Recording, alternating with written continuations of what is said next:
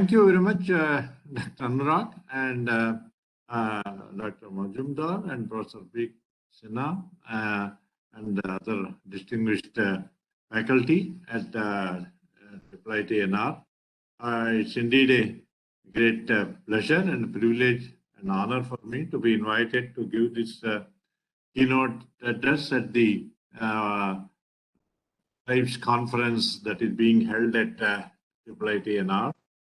And I was there at the inaugural session, and it's indeed very great that you youngsters are taking this initiative to conduct this conference. I am very happy to look at the program. Only when Dr. Anurag asked me to give a talk, I don't know how my talk can match the theme of this conference, and also the papers cover over a wide range of topics and so on. Having said all of this, anyway, I can't reject an invitation from IIT. So I have accepted this. I hope my talk will give you some ideas on the topic I've chosen, although many of you may not be directly working in this. Okay, so let me start with this.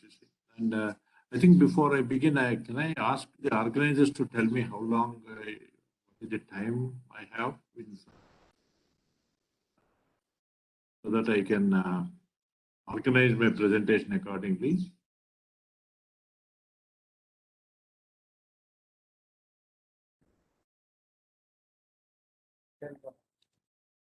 Sir, it's 1 hour talk, sir. 1 hour. That means now it is 10:15, 10:20. So till 11:15. Yes, sir. Is that okay? Okay, fine. Yes, sir. I don't want to disrupt your schedule. Okay. No problem. These days, anyway, I'm not sure how many of you are in the area of computer science and so on, but I am almost certain that no matter which area you are in, these days everybody talks about what's called artificial intelligence. And it is strange that, in the last few years, of course it started last 10 years ago, but the last few years, especially last 3-4 years, I think it has attracted the attention of all over the world, and especially students, youngsters. Everybody think that there is something very great in AI and so on. So we should all be not learning alone, but acquire the degrees and write papers and so on, so that they think that that is the future kind of a thing. Yes, there's a lot of potential there. There's no doubt about it. But I think it is good to, especially for those of you who have a long career in front of you, to know realistically what it is about. And so that, it's not that you should not know, but you should know what it is, and how much emphasis one should give at this time, and what is the future like.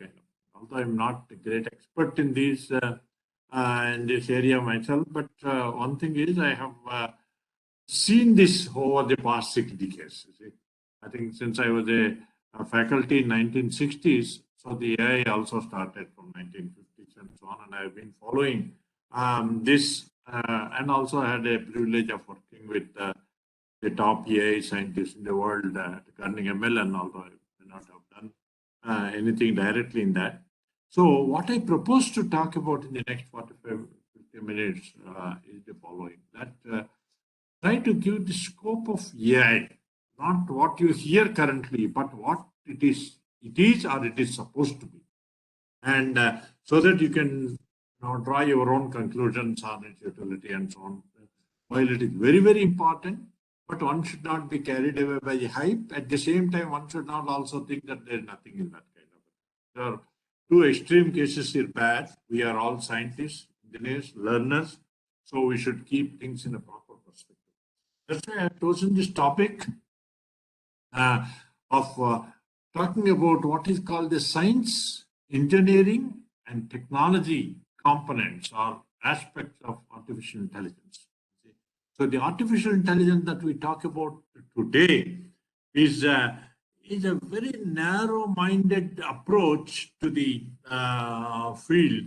In fact, you see, I have just randomly collected some quotes, of more recently from the net. Obviously, the only source all of us have is internet. So from that and so on, these are 4 or 5 kind of statements that are made in the internet by fairly well-known people and active business people and academicians and of course others and so on.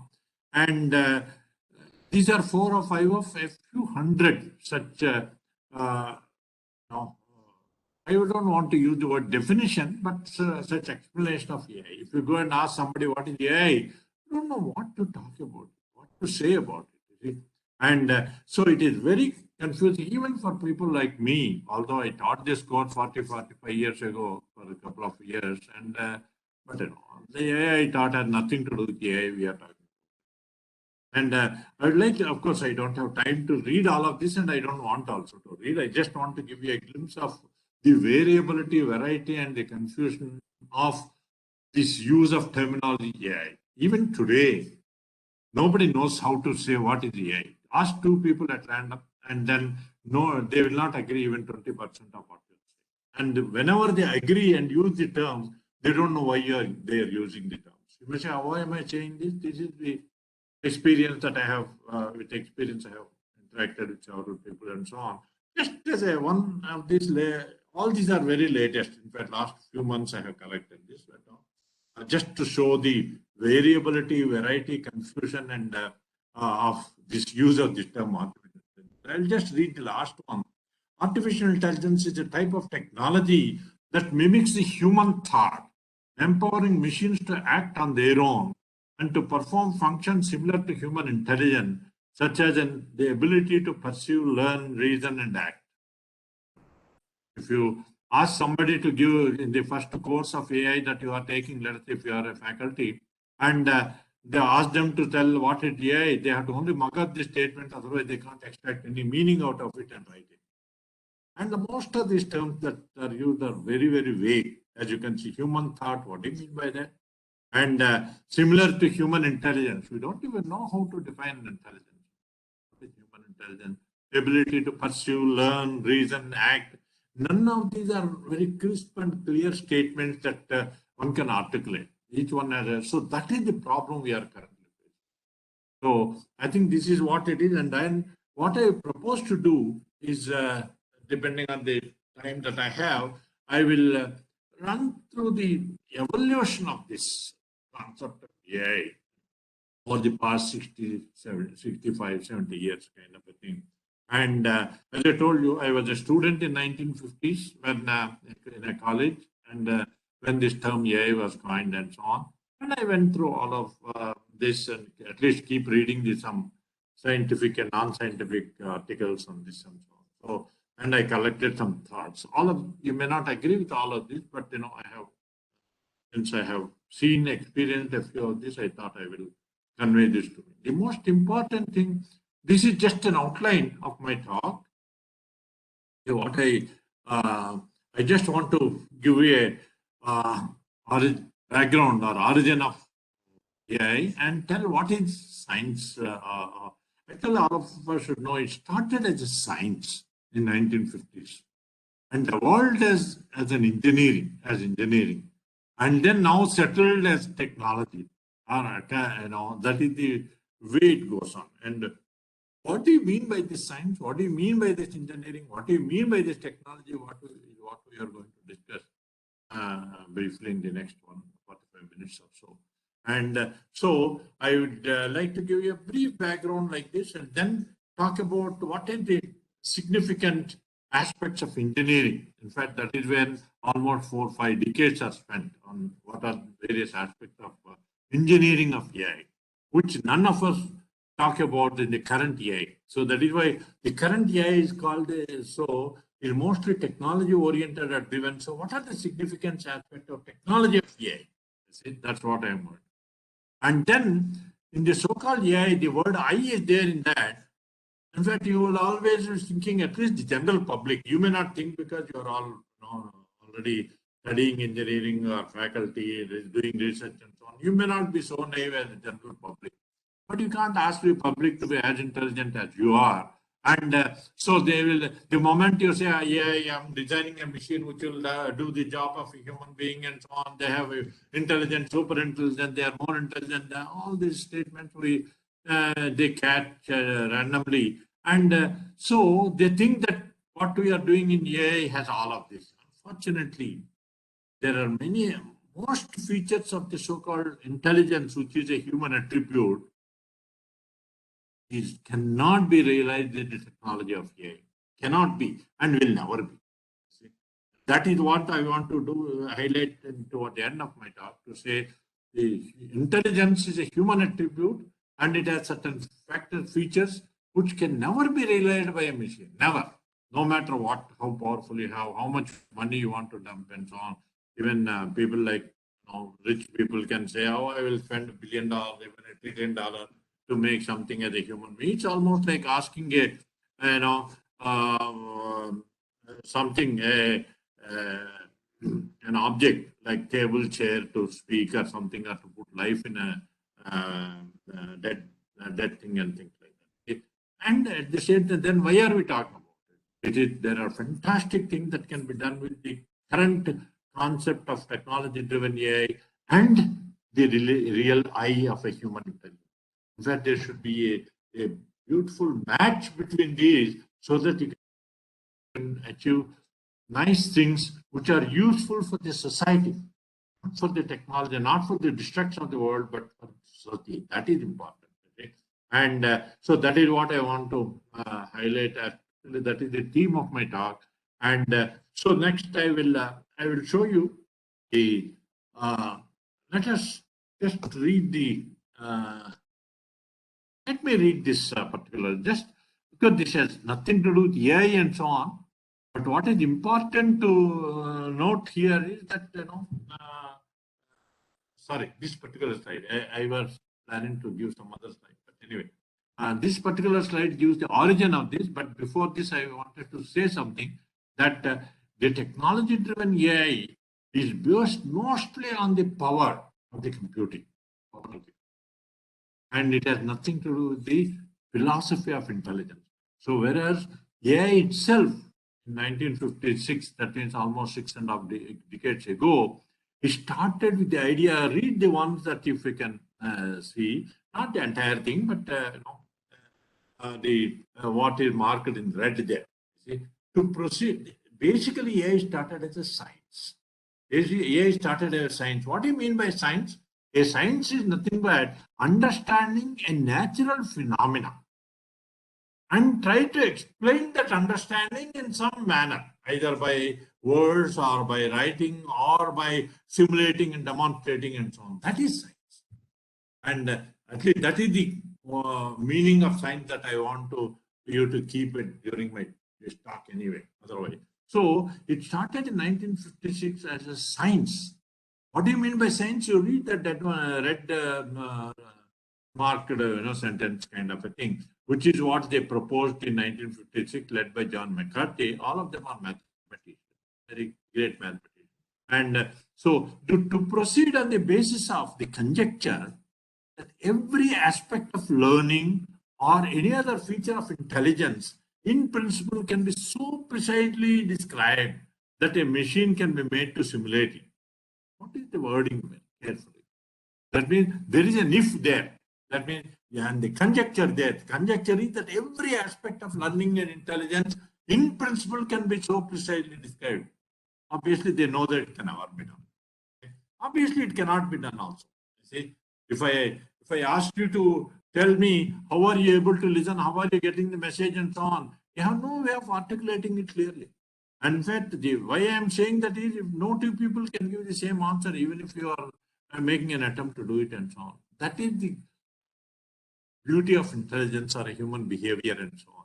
So that if you cannot make it precise, you cannot write a program and you cannot simulate it and implement. That is so it started as a science. Why the science? It is just intellectual curiosity of a human being. Intellectual curiosity of a human being to understand how are we doing this science. Because how are we doing various things? How am I talking to you, like, for example?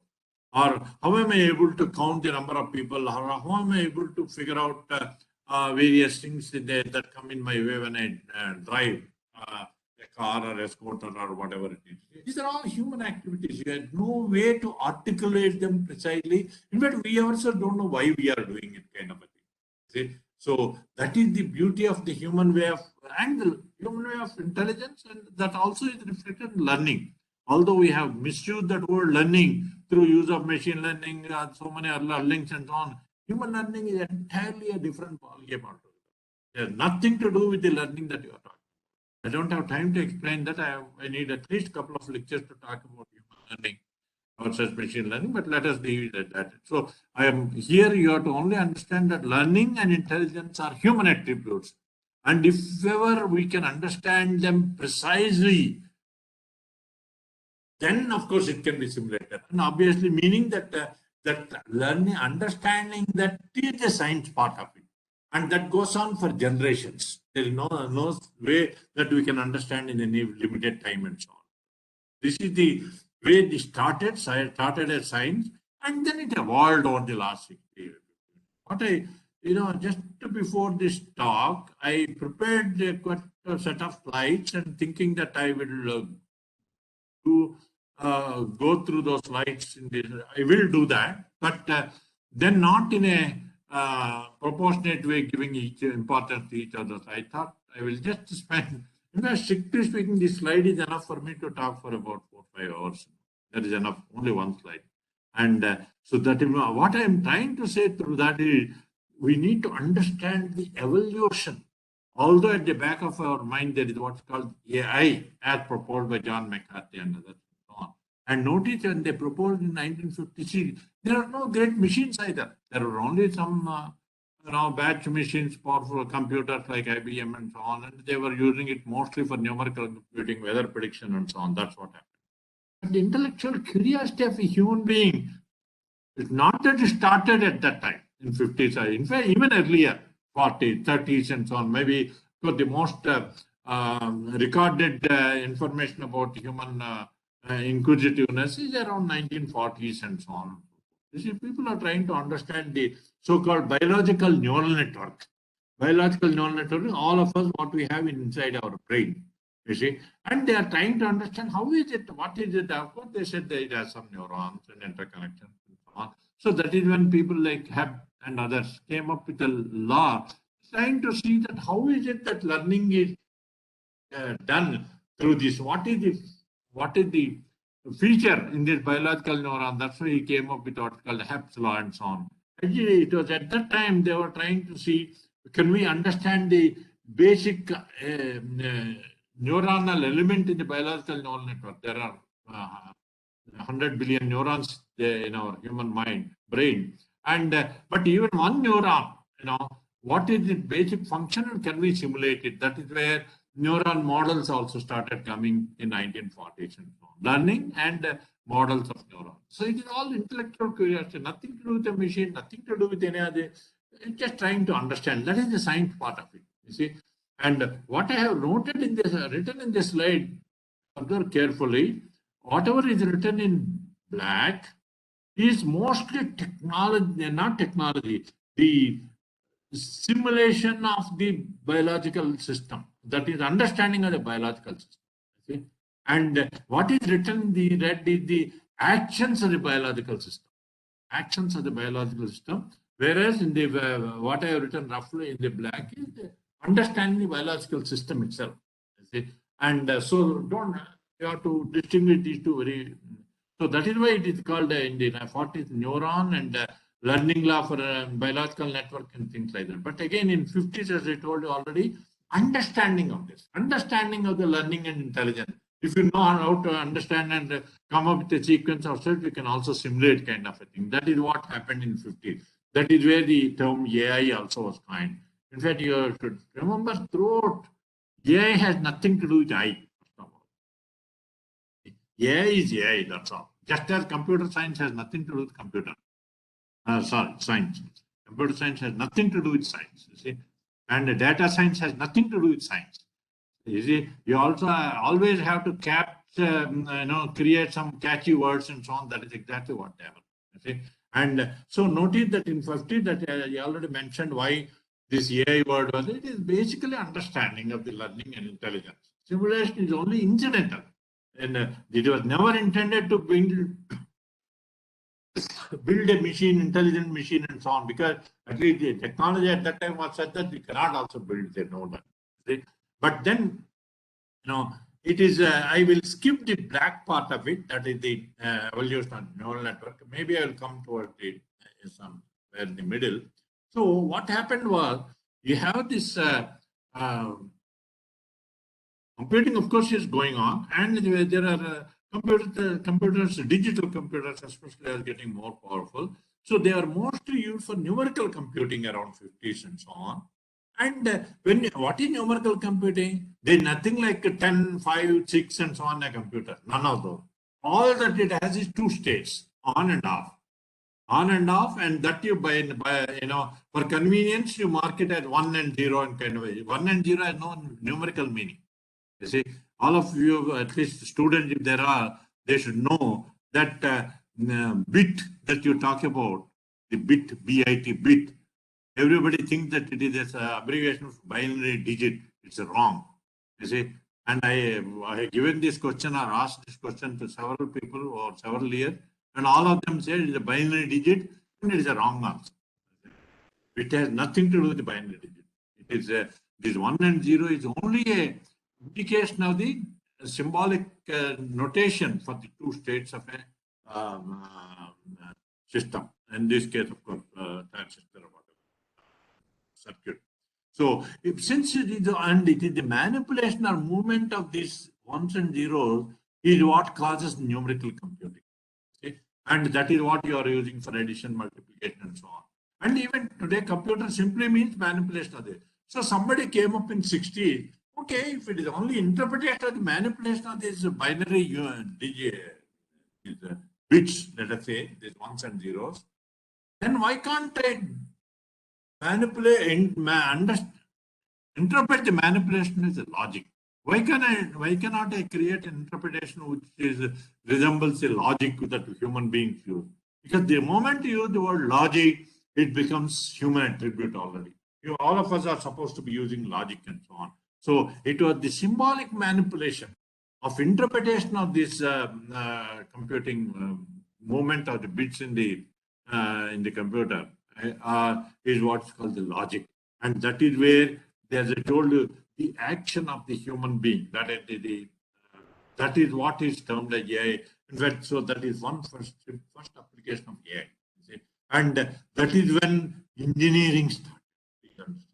Engineering started. What do you mean by engineering? Okay, can I write a small program which can also derive a logic, just as we are able to logically infer based on some statements or actions that are taking place. That is when logic is one of the aspects of human intelligence that they tend to realize it by a machine. That is when it was Alan Newell and Herbert Simon have written a book on human problem solving in 60s, based primarily on this and so on. Of course, then that was AI. Then, of course, computers are getting powerful. And when I say powerful, they're more memory, more processing power, and so on and so forth. So then they thought, all right, then we know that instead of saying logic is this one, there are certain things, bigger things that human beings do, especially play games like chess and so on. When you play, they are supposed to be intelligent games. I don't know, whatever it is, puzzles also are supposed to. So if somebody can win a chess game, he says he's more intelligent than the other, whatever it is. So if that is the case, can you simulate this part of it? The part that you use in that game. As you notice that it is not entire intelligence. So that part, for want of a better name, they used what is called the term heuristic sense. So that means an intelligent game is reduced to what is called a set problem. And so that set problem, instead of being a brute force set, you use heuristic set. Brute force sets, you have to run through several millions of paths and so on. Instead, use a heuristic set to reduce the number of alternatives at each stage and so on. And that heuristic The moment you use the word heuristic, the heuristics I use will be different from you use and somebody, even expert player and so on. Each expert player has uses his own or own heuristics and so on. So that heuristics was attributed to intelligence in 70s for by reducing every problem, every game, intelligent task into a search problem. But then in games and so on, it was very easy to represent the board and also the set and on. But then they also tried to apply it to this. SUS means speech understanding system. IES means image understanding system. So they tried to make the speech understanding or speech recognition. When I am speaking, you are able to take a dictation and so on as an search problem.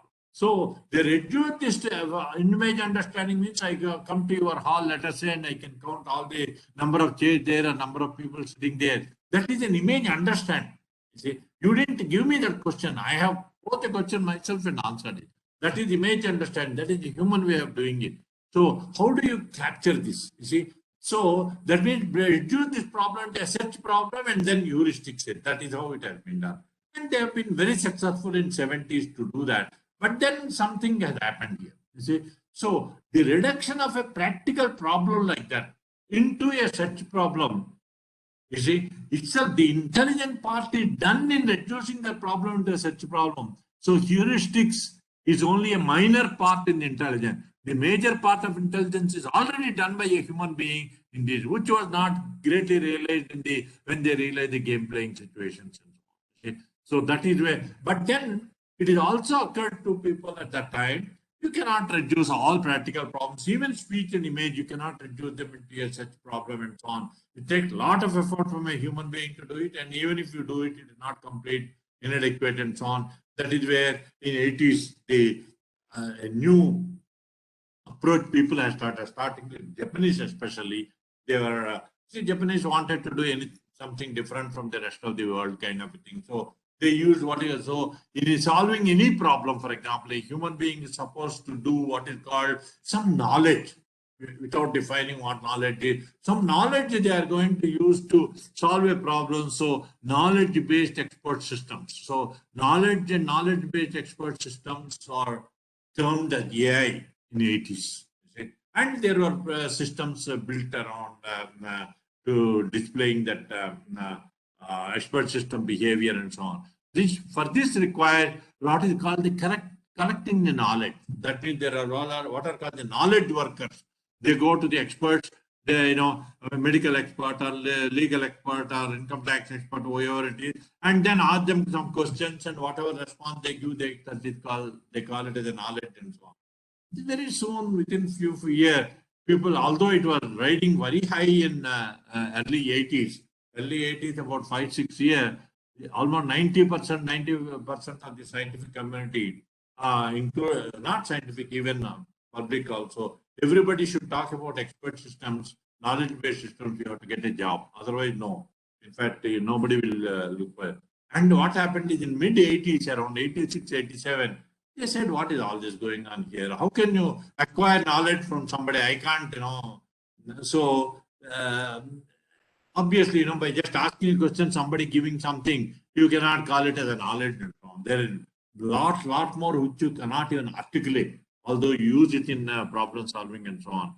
So they saw the whole thing, and there is a PDP group, parallel distributed processing group, that was formed in early 80s. And after 6 years of work, they came up with 2 volumes. Very famous. If you are working in AI and machine intelligence or machine learning, you better know about these volumes. And unfortunately, very few people know about them.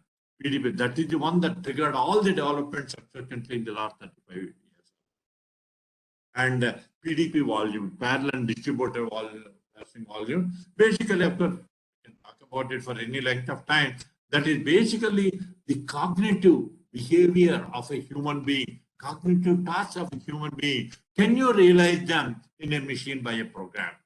Limited tasks indeed were demonstrated in that PDP volumes and so on. That is when, since there is they thought that, okay, this expert system is not good, heuristic system is not good, logic is not good. So you need something more to realize the human behavior or something like that. And for that, you better go to a better understanding of the human being itself, that is human mind and the biological neural network. And that is when the field of artificial neural network started. It is in mid 80s. You thanks to that when you because I was chairman of the department, computer science department at IIT Madras at that time. And you will be surprised to know that the 80s, when this expert system was coming, I started opening a big lab and said, oh, we have an expert system lab. In 86, 87, I just had to hide that lab, saying that no, because nobody wants to know about expert system. In fact, if you talk about expert system after 86, you will not get a job. See? And that was the kind of a dramatic change that has happened in that period. And then neural networks started. Neural network, in fact, not to lag behind the rest of the world. So I started offering a full semester course in 1987 with about 100 or 120 people registered for the course. And we are sharing our ignorance of the subject because I also didn't know what it is. And just because somebody said, so we started giving, that is how we started. Dozens and dozens, in fact, maybe I would say even hundreds of books have come from 86 to 95, 94 and so on. And on artificial neural networks. And then AI has gone into background. In fact, nobody, if you talk about AI, you will be thrown out of the room. See, people just hated that word in that period. See? And so it was all neural network and so on. It is during that period, of course, not to lag behind others. I also wrote a book, although I must admit that I know. See? So this is the way what happened. Then what happened? You see, this history is very, very important for those who are not familiar with this to understand what is happening currently, kind of a thing. It was in mid 90s onwards, computing power was going on, increasing enormously. Data collection became very easy. You have a microphone and a phone camera in every phone and so on. In fact, I could tell the story of the smartphones which started in the early 90s, but I don't have time to do that. And so it is interesting that because of that data collection and so on, whatever few problems that were solving in the artificial neural network, and they reduced them into three broad. One is what called the supervised learning, another is called unsupervised learning, and third one is called the reinforcement learning. And so to realize all that you need is the data and some algorithm. You have nothing to do with the neural network, nothing to do with brain, nothing to do with any of these and so on. So that is when the word machine learning came. The machine learning came because you can realize the supervised and so that means the problem is human being doesn't have any discrimination or distinction among these. It is only to implement it on a machine. We have to categorize whether a problem is a supervised, unsupervised, and each one of them requires huge amount of data and so on, and a huge computing power. And that is when the term machine learning happens. Again, I can talk for about a few hours on machine learning, but the whole question here is it's simply training, or it is not even training. It is a various algorithm, clustering algorithm, discriminative algorithm, linear discriminative algorithm, pattern recognition. All of these are support vector machine. None of them have anything to do with the learning. Neural network and intelligence. It is simply solving a problem, and it is called machine learning at that time. And so it went on. That means almost from 1987, 88 onward till about mid 2000 till 2005, 6 and so on. Almost 20 years, AI was in the background. In fact, very few people use the word AI at that time. And so then what happened was it was in the middle of 2000, that is 2008 and 9. There was another breakthrough result that has come about. Again, they revived, first of all, neural networks were dormant for 10 years. And that is because Hinton, Toronto, along with his colleagues, came up with a beautiful idea of what is called the deep learning. Notice that the deep learning I am using has nothing to do with the deep learning you are using now. The deep learning that was proposed as a breakthrough result in 2008 and 9 by Hinton and others is based on what is called developing an algorithm which is a combination of discriminative and descriptive learning. I don't have time to explain that, but you should know all the earlier studies, including neural network. Most of them are what called the discriminative learning. By that I mean classification of characters, calculation of faces, and so on. So, but a human being does all of this together. There's nothing like a separate this one and so on. So it is a combination of that. They came up with a beautiful architecture called it was their architecture already, but to implement that, you could not implement on on the computers in 80s and so on. That architecture was called the Boltzmann machine. That was proposed in 80s, but it was not used at all till about 2006 when restricted Boltzmann machine (RBM) came, and that is when the idea of deep learning. Please note that if people like me were there in the selection committee, and if I have to interview you, if you start talking about deep learning currently being used as deep learning, you get zero marks for that. Because the real deep learning word came at that time. And it so happened that because there were many architectures evolved around that, and deep belief Boltzmann machine, restricted Boltzmann machine, deep belief network, deep Boltzmann machine. Then what happened was they said, oh, no, all of these are not necessary and so on. If you have a large network with a large number of layers, with large number of parameters running up to millions of parameters and so on, you can do many things which you need not even go through the concept of the brief learning in a restricted Boltzmann machine and so on, which may be true, which is true also. So that was called DNN, deep neural network. Deep neural network, I will come tell you about it in a few minutes, has nothing to do with neural networks. And the deep learning associated with deep neural network has nothing to do with the deep. Please note that these are very, very important. A lot of current generation people may not know this. That's why I'm telling you all of this. Then what happened is, well, this whole idea of deep learning through restricted Boltzmann machine and so on lasted for about 3-4 hours, years. And then what happened 2012, another breakthrough result of ImageNet and so on. That is when the real DNN started. DNN means large number of layers of feed-forward neural network, neurons interconnect. These neurons are nonlinear elements and all. I will tell you probably a little later so that is when deep learning currently. You see that throughout my presentation, I will try my best to use the word DL associated with the DNN. It is an abbreviation. This deep learning associated DNN, and if I am talking about the real semantic meaning of deep learning, I expand it and write it as deep learning, so that there is a distinction. I don't want to use the DL for the semantic meaning of deep learning, such as proposed by Hinton and so on.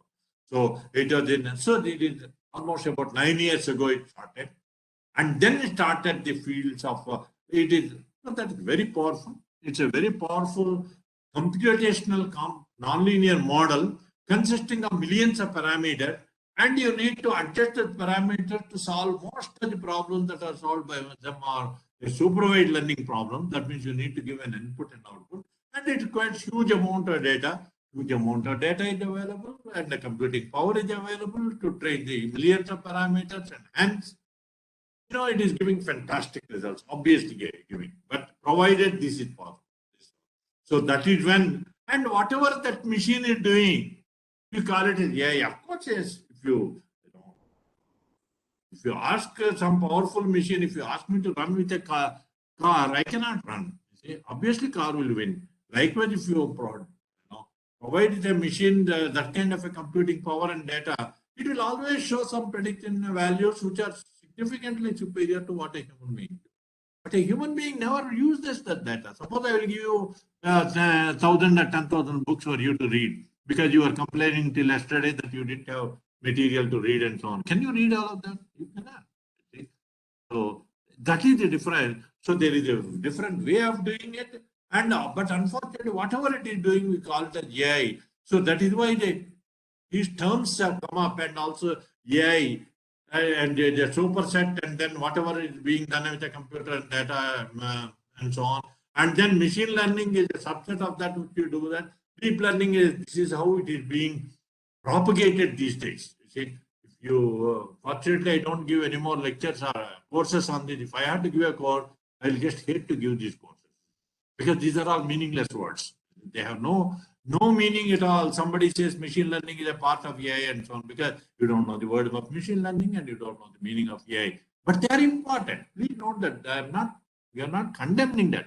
It is only use of terminology that the moment it goes from you to public, it gets a different meaning altogether. That is where the problem is. Everybody thinks that, oh, now machines are coming, AI is coming, jobs are not there, and AI super intelligence and so on. All these are, as a scientist, as an engineer, as a learner, you should never accept it. Period. Okay. So this is the evolution of this. This is first slide of my 35 slides. I have to still 35 slides to go, but I will finish in 5 minutes, all the remaining slides. Okay? So now I think that I give. So what happens in this whole thing is the science part is understanding the learning and intelligence of a human being, aspects of the engineering part is take one aspect of the intelligent behavior, like for example, logic, or like for example, heuristic, or like for example, knowledge-based system. This is one aspect, or like for example, some behavior of pattern recognition behavior of a biological neural network and so on. So you understand that and simulate. That is engineering. Is engineering. So to make that I can see that this is we are able to recognize handwritten characters or faces and so on. That we can see, we feel that is intelligent art. The whole idea is how do you realize it by a machine? You need a lot of engineering, sophisticated engineering. That's what the whole thing of AI was about from 1960 till about 1990. You see, almost about 3 to 4 decades. It was all engineering, developing and design the one aspect of the so-called human behavior, call it intelligence or whatever. And subsequently, all of this. Currently, what we are having is everything is technology-driven, data-driven, with powerful machine. Training, determining the number of parameters of a model, complex model, and that complex model, so-called DNN, has nothing. Please understand my words, underline this, have nothing to do with the neural network, have nothing to do with the learning. They are simply used somehow that in fact, they are much more deviant from the neural network idea at all completely, and have nothing to do with biological network. And everybody says, oh, you are simulating the brain and so on, nothing at all. Because they don't understand the other aspect. They simply use these words. Be careful. And so now let us go through the other, whatever I have explained, I have detailed them in different slides. So you can, so the significant aspects of engineering of AI, you see, I have already mentioned. So I want to just recall that once again. Logic, as it was symbolic, heuristic set, knowledge-based system. These are all some aspect of intelligence, not human behavior, not in that. It is not that fully understanding the entire human being precisely and so on. And then, as I told you, mid-80s PDP volume, that is neural network. The neural network, artificial neural network means our limited understanding of the structure and functioning of the biological neural network. We are trying to realize, use it to realize certain pattern recognition tasks that we human beings seem to do it effortlessly. For example, most of you are listening to my speech for the first time. It is not that first few minutes you will say, okay, sir, you speak for a few minutes, I have to adjust, I have to train my mind to understand you, and then you can speak and so on. You will never say that. You see? So our human ability to understand these things, we don't need any great training. If you had to come and teach you on a board, if I write some characters, you can't say, no, first few minutes you take some time for us to learn your handwriting and so on. You will never say that. You see? So that is so that kind of behavior, that behavior alone, which I call, for want of a better name, pattern recognition. It is nothing to do with the pattern recognition that you study in pattern recognition books. You see, this is a human pattern recognition is what is approximately realized by a artificial neural network, which is motivated by the limited understanding of the structure and functioning of the biological. And there are hundreds of tasks that there are several architectures, perceptrons and off-field model and self-organizing map of Cohen and avalanche model of temporal patterns and neocognitron of Fukushima for pattern variability, and Grasberg stability plasticity, and so on. These are all artificial neural network model to demonstrate certain aspects and features of the biological human activities. So, but notice none of them will represent the complete intelligence or learning of it. And then, as I told you, what is machine learning? As I told you in 90, the only three: supervised, unsupervised, reinforcement. You compartmentalize them, you categorize them into all the human tasks as supervised, unsupervised, or reinforcement learning, and then try to demonstrate them by training by making a machine realize this through training with a large amount of data. But none of this has anything to do with the pattern recognition or AI or set or any of this. And then, as I told you, the last part, deep learning models of, not last part, last but one, models of AI. This is what Hinton's work and so on. Combination, the beautiful idea of combining the descriptive and discriminative learning into a model. That is called the deep learning. Deep learning. You can see a student or a learner, he has a deep knowledge. What does it mean? It's not that he reels off many things. Just give him a small hint or something, he will come up with the answer. That is deep. Not with large amount of data, with millions of faces and so on to recognize some face. It has nothing to do with it. So, and now the DNN, which is called the currently deep learning, is a totally different from all of this. It is a sheer brute force computing power and data. That's all that is there. That's why Google, Facebook, those are the Microsoft, those are the people who can do it. We are naive to think that IIIT NR and let's say IIIT Hyderabad or some other engineering college can do these things. It's all naive. Whatever little we do, we are acting as a subordinate for those people. That's all. Because you can't create an activity. How can you match with the Facebook's 1 billion images that they use for training a neural network? I think it's naive to think that we can compete with all of that. But does it mean that we cannot? There are hundreds of other things that we can do, which they will never do. They can never do. That is the. I will try my best to see if I can mention those things. I have, if I am right from the organizers, I have another 10 minutes at least, to talk about. Now, I have, you see, it was in the 80s, as I told you, the expert system went into the middle of 80s and neural network started. And from that point onwards, I'll just skip these things. This is all artificial neural network, how it started kind of a thing. There is a different architectures to perform different tasks. For example, feed-forward network for pattern classification and feedback network for pattern storage. Boltzmann machine for capturing both discriminative and descriptive learning. And these are the other architectures I already mentioned to you. And these are the different architectures for different tasks. Please note that. This is only to not to develop a big system and show that machine can do this kind. It is only to demonstrate that my understanding of the pattern variability, my understanding of the stability, that is what I want to demonstrate. That's all. See, these are all engineering results. And this also I mentioned, evolving architectures leading to deep learning. This deep learning word I am using again, I keep telling, whenever I expand, I will try my best to see. This is the original deep learning. When I abbreviated DL, that is a current word of deep learning that has nothing to do with the deep learning. And so now okay. This is the latest, last 10 years. See? Last 10 years, that is what we are talking about, AI, machine learning and deep learning and so on. Everybody wants to take a course. Everybody wants to, they think industry says this is the job and so on. You don't have jobs anywhere else and so on. But this is nice to say, because that is true to some extent. I'm not denying that. But calling it as replacing human beings and so on is a very naive thing. See, this is just some terminology. Each one of them require at least half a semester course on this. But deep learning currently is a large number of hidden layers with a large amount of training data. Nothing to do with human being, nothing to do with human learning.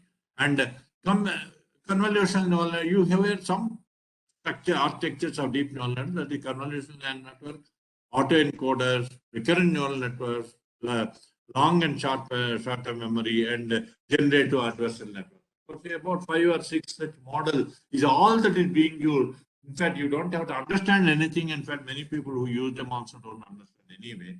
And they are like a building block which you use for doing fantastic tasks. There's no doubt about it. Okay? And good prediction of many tasks with the data-driven tasks and so on. Okay? This is the current technology, and this is whatever these things are doing. You see, these are some of the applications of the acoustic modeling, natural language processing, machine translation, and we say it's all AI tasks. Okay? Unfortunately, they are not. The task performed by that algorithm, by that machine, it has nothing to do with AI. Please note that.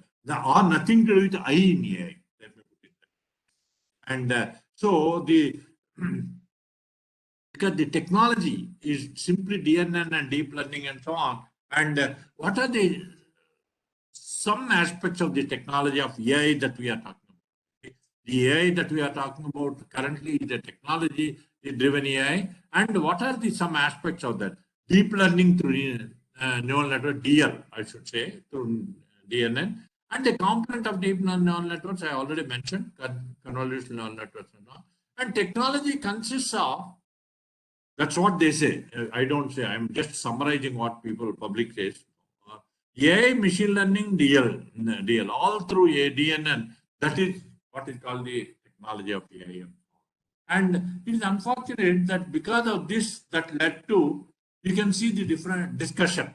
You might have seen the diagram, and now even in books and so on. It started with the public and business people understanding of this and so on. That is, AI is a superset. That machine learning is a part of AI. DL is a part of machine learning. I don't know whoever came up with this. This is unfortunately a skewed understanding of this subject. And so, if you even the original AI, of course, this is I don't have time to explain this. The reason I wrote with pen is this is I have created this. I did not copy it from anywhere.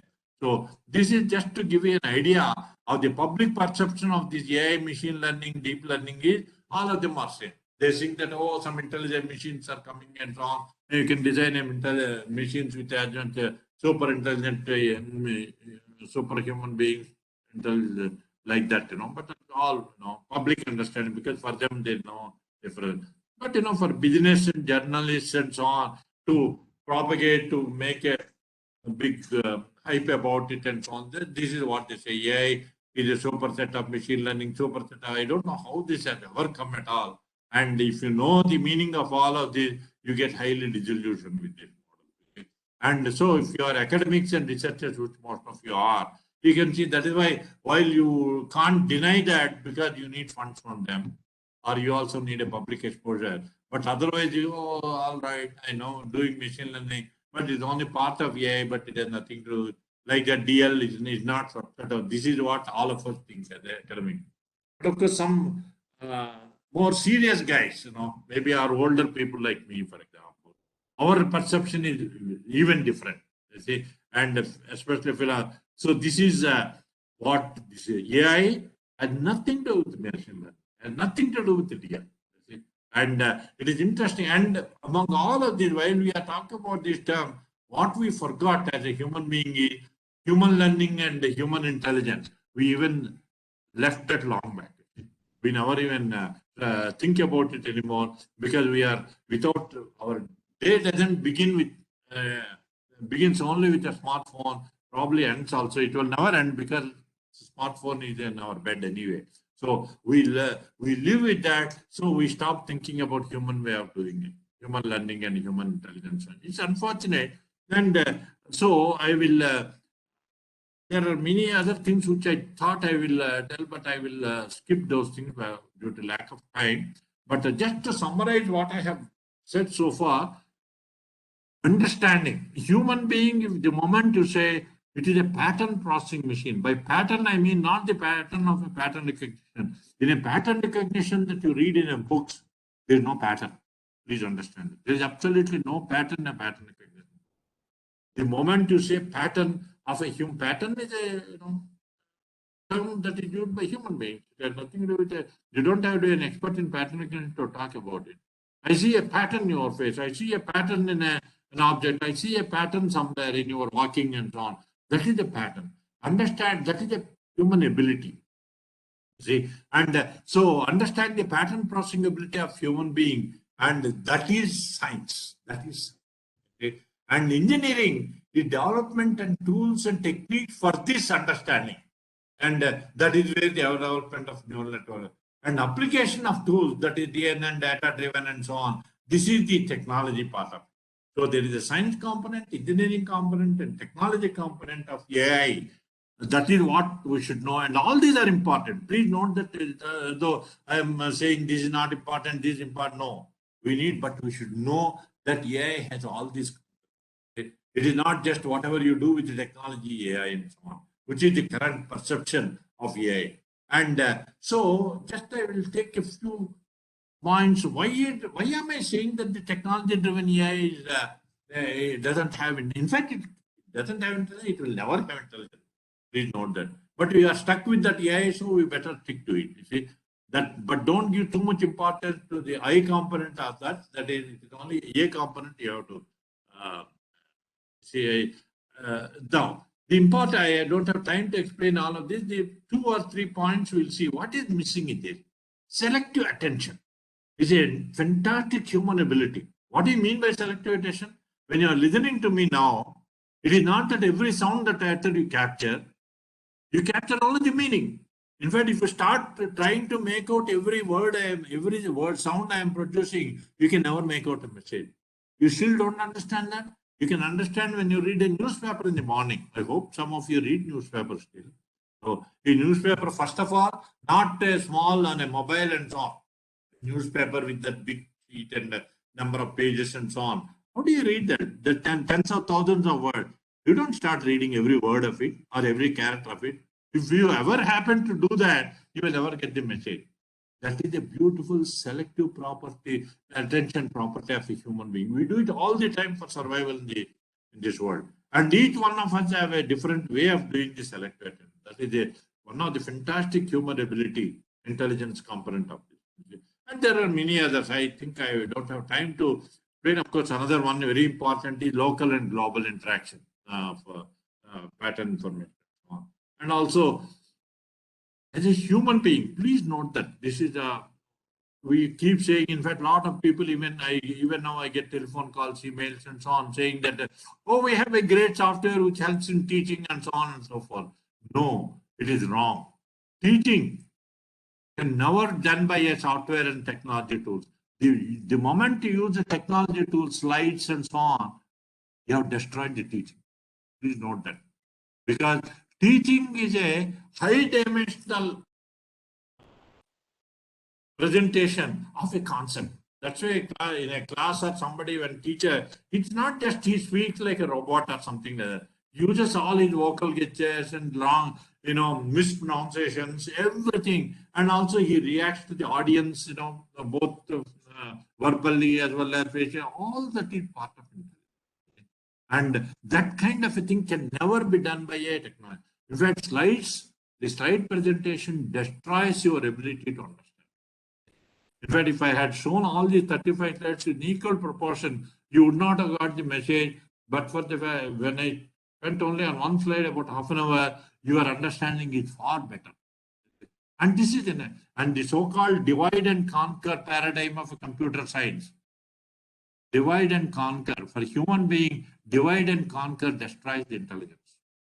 Because I have another 1 hour I need to explain that concept. But anyway, and there is another many interesting things. Each one of them requires about an hour or so to explain. Non-uniqueness of the process. See, this is how I have used in my 55 years of teaching, how to correct the answers. Many students complain that my answer is correct, you given me 0. Yes, your answer is correct, but your solution is wrong. Solution is a sequence of steps.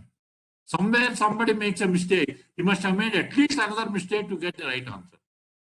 Okay? That's how I catch the things, and this is a fact. So the solution to a problem is not the product or the solution, but it is the process. And human beings learn from process, machines learn from product. Machine learn from example, human being learn from a process. See? So that is, and non-uniqueness, that's what I mean. So when you, if you don't have that ability, suppose you write some character or something, each time you write it is different. If you speak a sound like vowel ah, each time you speak that, the signal is different. So that is called the non-uniqueness. And that is an essential component of human learning. Please note that. And if again, unfortunately, I don't have time, and also I'm not facing all of you. Otherwise, we could discuss on that itself for a couple of hours and so on. Anyway, this is it. So now I am almost coming to the end of my talk. So I don't have time to explain why this mismatch is coming. Why human beings are able to do so many things which machines are not able to do with all this power and so on. Because there is what's called an architectural mismatch between these two. Architectural mismatch, you can never, the more you probe deep into that, the more powerful machines you have, the better understanding of the human biological network you have, the less you will be able to do it. It is not that more. The less intelligence you will achieve, the more you understand biological network and the more you use the machine and so on. And of course, this is and also very interesting. You see, this is what our current AI experts, technology driven, I don't understand. Human beings don't use a fixed architecture. It's a dynamically reconfigurable architecture. That means every second, every instant, your architecture is changing. See? Whereas once you train an algorithm and a DNA, it is fixed. See? So please note that that is anyway. I know I want to stop this, and then finally I will. Before I conclude, I want to give this quote. It is not all of you are communication engineers and computer science people. You must know the words of the person's name called Shannon. Anyway, I think I have the. Okay, sorry. I think I missed that quote. I should have put that. Okay. Sorry. I missed that quote. This is not the one I wanted to show. I will skip this. I will skip this. Basically, Shannon proposed that almost 20, 30 years ago, the computing, you need a different way of computing to do this pattern processing task of a human being, which we don't have. That is the Shannon's quote. And then, in summary, I think I would I have to skip a few things because, in summary, human learning, DL is the current deep learning. By DNN versus human learning, you see, they are very different and complementary. They are not competitive. And human learning is a pattern-driven, pattern processing, pattern recall, selective attention, processing a pattern in high dimension, parallel distributed. This is human learning. Machine learning is by data-driven classification, regression, data reduction, statistical analysis, distribution, and low dimension learning, for example. You can see there's absolutely not even a 1% common between these two. So in that sense, not that they're complementary. They're so, but so that 1986 onward, when neural network field started, architectures were evolving around application to realize pattern processing tasks in a limited extent.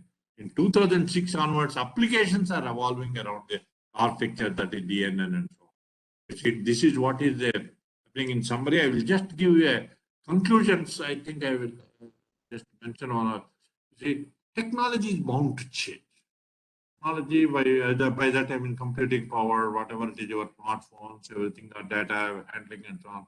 So are applications. It is not that the current applications you thought about before. It came because there is a technology.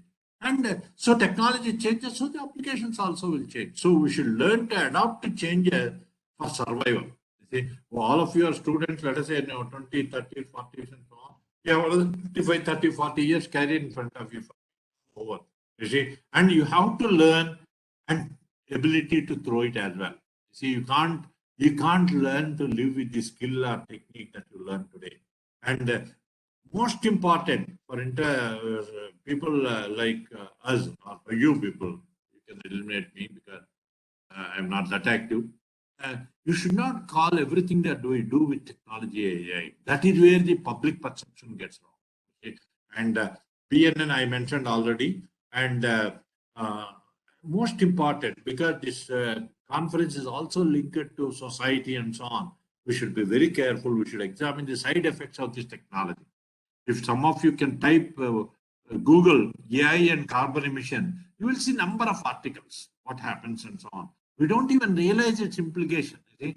And I don't have time to develop then human development. It is skewing up the human development if you are not careful. Learning ability.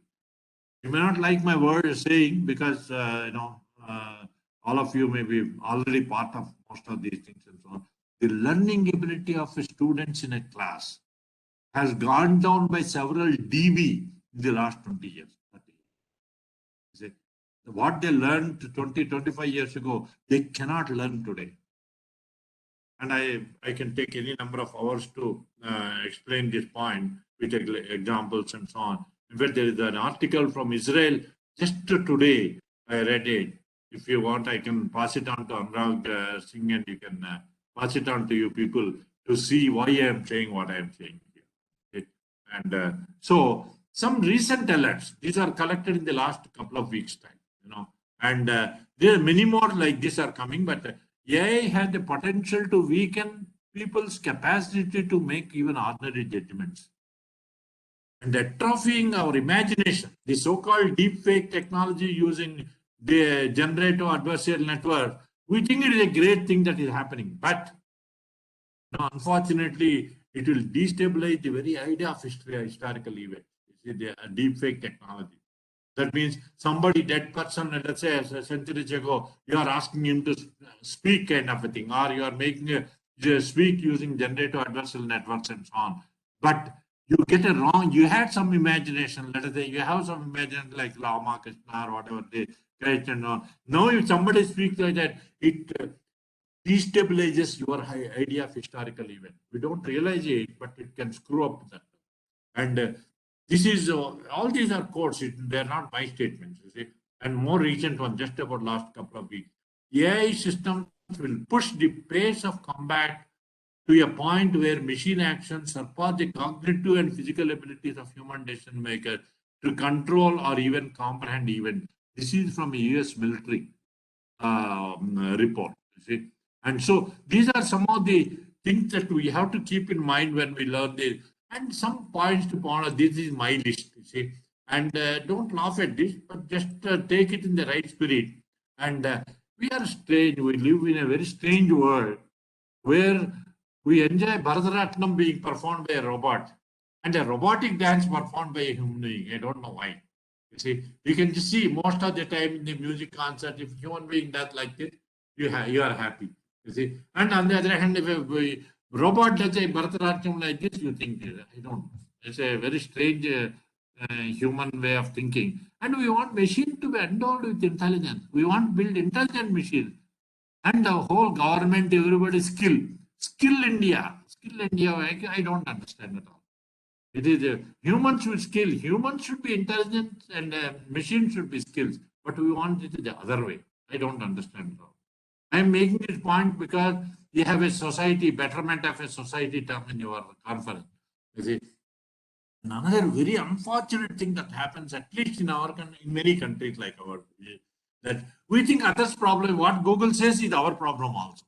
I don't understand at all. You see, and without that, we have problems everywhere around. You see, you walk out in the main road or in a village and so on, you see entire fantastic technology problem. No, we want face recognition using billion images. I don't even understand. You see, and we want natural language processing done by Google using some million or 100 million hours of speech or something. I don't even text. You see, this is a and addressing others' problems without looking at the problems around. We don't even know how to make a reliable voting. Even US also doesn't know. That's a different matter. And many other societal problems that you see around and so on. Especially translation. I don't mean word-to-word translation or something like that. Translation. That means if I come to Chhattisgarh, let us say, I should be able to talk to the general public in a language or in a way that I can communicate with them. See? I don't need entire great Hindi or something like that. But that is a translation, what we are talking about. And then you see, all our tasks, all our engineering, all our scientific work is a mismatch with the surrounding environment. That is where we are problem. In fact, all the problems that are, and of course, I don't want to talk about the last item, education. And the less said about it, the better it is. I think that is what I feel about it, because the education that we have currently is unfortunately very different from what real education is. The reference for my talk is the recent IEEE spectrum in computer October 2021, November, December. So it is 2 months old. See? And all of you, if you are not seeing that, you must go through that. It's a special issue. I just mentioned 2 articles in that, but there are many such articles. Deep learning's diminishing returns. Another, the turbulent past and uncertain future of AI. You see, we can, at the same time, please don't get me wrong here saying that we should not do what we are doing. You should do that. You should do that. You should learn it. You should catch on it. You should, but at the same time, you should be adaptable to change that is likely to take place not long after. You see, another 4 or 5 years is all I am thinking. Whatever you learn today may not be useful at all. This is very, very important to understand. But the societal problems will remain forever. Thank you very much for your attention. Sorry if I have exceeded my time. And anyway, I started late also. Thanks, Anurag, and organizers of this conference for giving me an opportunity. So, firstly, thank you very much, Professor Maifuz, Professor Majumdar, and all other organizers for taking this very nice initiative of organizing an international conference with a very special theme, betterment of society, under the umbrella of IEEE. And I congratulate you for taking so much initiatives for making this conference very successful. I believe I was contacted very late, but I thought it's an opportunity. I've spoken on various platforms last 18 to 19 months during this pandemic, and this is a real pleasure to accept the invitation. And I see this is a bit of diversified conference with a lot of scope from different societies, from different technical areas also. So as I informed to Dr. Maifuz that I'll try to keep my talk as generic as possible. And once again, thanks to all the organizers, the patron, chief patron, organizing secretaries, advisory board, etc., for making me part of this conference. So with this, let me go into the content of my presentation.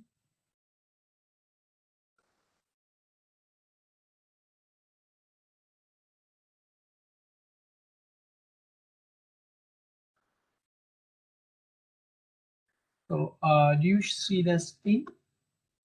Yes, sir. Okay. Yeah. Thank you. So this is just a panoramic view of my institute, and this IIST is under Department of Space, Government of India, and we cater to the world-class education into the area of space science and technology. And I already mentioned that I'll try to keep my talk as focused as possible, but I won't go too much of technicalities because I understand that there are audience from diversified areas. So I mainly speak on some of the activities that's happening in our group, and from there I try to connect with different kind of research opportunities for scholars, mainly the young faculty members also, into the area of antenna engineering. As you know, antenna is the first or the last component as far as the receiver or transmitter of any wireless communication system is considered. Without an antenna, you can't transmit. Without an antenna, you can't receive if you are talking about a wireless communication. And this covers a wide spectrum of activities, and all kind of activities comes under this title that I have given here, ground, space, and versatile applications. So I'll try to talk on some of the antennas that we have derived and we have fabricated in our lab and which are available in open literature. Some are related to our collaboration with few ISRO centers, Indian Space Research Organization. So I'll just spend a few minutes to give you a brief about my institute and my research group.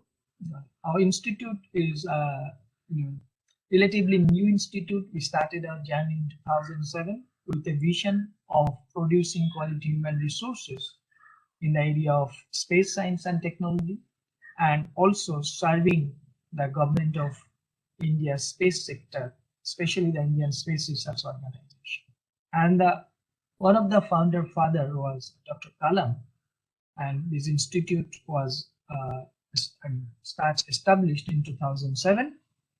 So it's relatively new. It's like 15 years. But we are at the extreme southern part of India, Kerala. This is a old view of the campus. A lot of changes has happened over few years. And this is a bit of the research activities that's happening in our group. We do work on various kinds of antennas. And as I mentioned, that because of very strong collaboration with various space and research organization, ISRO centers, along with the printed antenna research, we do work on space antenna research.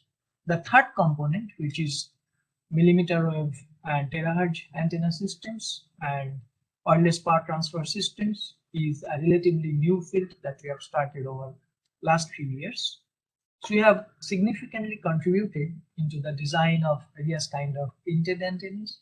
We are closely working with National Remote Sensing Center, Hyderabad, Yuvagaon Satellite Center, and few other centers of ISRO like Vikram Sarwari Space Sensor, etc., for quite a few applications. And in our group, recently we have started some activities in energy harvesting, optical fiber-based sensors, etc. So I'll take you to a virtual journey about the research activities that has been contributed by our group over last decade or so, and then I'll try to go into the more details of our talk. So, as already mentioned, we have worked quite a bit into the printed antennas, and these are some of the prototypes which are developed in our group. So the one that you see on top is basically a kind of ultra-wideband antenna with a frequency notched application. These are antennas which are required for ultra-wideband communication. And as you know, since 2002, when the first band of 3.1 to 10.6 gig was defined by FCC for ultra-wideband applications, there has been a plethora of applications that has emerged over the last 1.5 decade or so. And these are some of the antennas which are, we call it multifunctional antenna or dual complementary antenna. I'll explain these concepts a little bit in detail later on. How a single antenna can be used for multiple applications like wideband, ultra-wideband notched, and narrowband applications, and how this innovation is very, very useful for some of the modern radio, which is called cognitive radio, which is basically for better spectrum utilization efficiency. I'll be explaining.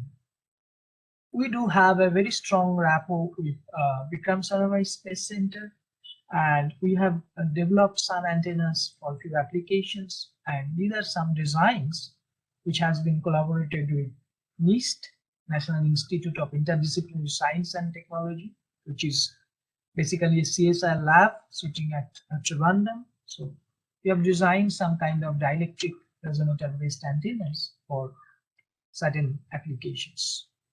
This is another important contribution, metamaterial inspired antennas and circuits. So I really rather don't have the opportunity today to go into the details of the metamaterial, but these are some engineered materials which can be used as micro passive components or for different kind of antenna applications also. Now new terminologies like meta surface, etc. has also evolved. So we have used this metamaterial concept for design of different kinds of antennas, different kinds of filters. Sometimes those filters are integrated with the antenna, and we call them as filtenna, etc. And we have contributed quite a bit in this particular area of metamutual inspired antennas and circuits. This is something a little bit different, which is ultra-wideband antenna with some special application, low cross-pole application. We call it balanced antipodal tapered slot antenna. And here some innovation idea is applied to reduce the cross-polar radiation. The cross-polar radiation, which is undesired radiation, which is a little bit dominant in a normal ATSA, antipodal tapered slot antenna, that is annihilated by doing an improvisation into the antenna structure. And that improvisation is basically to induce one more metallic layer on the normal antipodal tapered slot antenna. And as a result, the vertical component of the electric field, which causes the cross pole, is effectively cancelled, and we get a better co-polar radiation. And this problem is a very dominant problem, especially at high frequency. And this is a very innovative solution for that. And whatever I mentioned regarding the multifunctional antenna, those are very, very useful candidates for cognitive radio applications. So this is a snapshot from IEEE Antennas and Propagation magazine, a feature article published in 2018. In fact, one more article also in 2019. So there we have explained the idea how such antennas are very, very important and why such antenna can be a very crucial component for cognitive radio applications. So I'll be explaining this concept probably a little bit in detail later on. Today is not the day to discuss in details about the photoconductive antennas, but I see there are diversified audience from different backgrounds. So I'll explain this concept a little bit. So these are some antennas where basically it's not conventional antenna engineering. It's a combination of photonics and antenna engineering. So it's called photoconductive antennas. And these antennas are not on a typical dielectric substrate, rather it's on a semiconductor substrate. Typically, different variants of gallium arsenide, like LT gallium arsenide or semi-insulated gallium arsenide are used. The main factor in choosing the semiconductor substrate is basically the minority carrier lifetime and the carrier mobility. What happens is you excite this semiconductor through a proper femtosecond laser pulse. So those laser beam, which is basically combination of photons, creates electron hole pair, and these electron hole pairs basically induces a current, and that current, depending on the of course the minority carrier lifetime and the photon energy, will be creating an electric field, that is an electromagnetic radiation, which falls into the terahertz design. We have designed some antennas up to 500 gigahertz application, and the challenge is it's very costly. You need a clean room to design and fabricate such antenna. You require very costly facility for characterize this, because even a network analyzer for such high frequency is very, very costly. You can have extension of network analyzers, which one element costs a few crores. But thanks to our collaboration with SAC, Space Application Center Ahmedabad, one of the very strong ISRO centers, we have done and fabricated some antennas and characterized with collaboration with ISR Trivandrum. So these are some of those antennas which was basically our first attempt into this particular area. It's basically a fractalized bow-tie type of antenna, and this is the facility where these antennas are fabricated, photoconductive antennas for this type of application. This is of course a very, very zoomed view. The actual dimensions is very, very small. It's not visible in naked eyes because these are all micron dimension antennas. We are working a bit on dielectric resonator based wireless power transfer. So this is just this kind of experiment which was basically first attempt by our group. Without using the long inductive coils, we use the capacitive coupling using the dielectric resonators sitting inside a split cavity resonator, and there are some profound theory behind the operation of such system. And there has been more work going on, probably in some other platform. I'll be able to go into the details of that. So here basically the two dielectric resonators which are placed into split cavity resonator, and by electrical coupling through these gears, there are three modes created which are called bonding, non-bonding, and anti-bonding mode through experimental prototype. And of course, some measurements we have shown that there is a high transfer efficiency at the non-bonding mode, and this article was published in Journal of Applied Physics. More works are going on. A couple of my PhD students are working in this area. This is something which is very interesting, the lower part of the slide, which is basically antenna design for ground station applications, and this is with National Remote Sensing Center, Hyderabad. This antenna is fabricated, installed, and currently operational for receiving data at National Remote Sensing Center, Hyderabad, at Shadnagar, Hyderabad. This is basically a kind of tracking antenna we call, because tracking LEO satellites is a little bit challenging, because unlike the geo satellites, these satellites are not stationary. Its revolution time is around 6 hours, 6 to 12 hours, depending on the orbital altitude, of course. So tracking, which is basically ensuring that the ground station antenna and satellite antenna are looking at each other for a faithful reception of the data from the satellite transponder, is very important. So this requires not only receiving the data, which is called SAM channel, but also to ensure that these two antennas are looking at each other. So that requires elevation as well as azimuth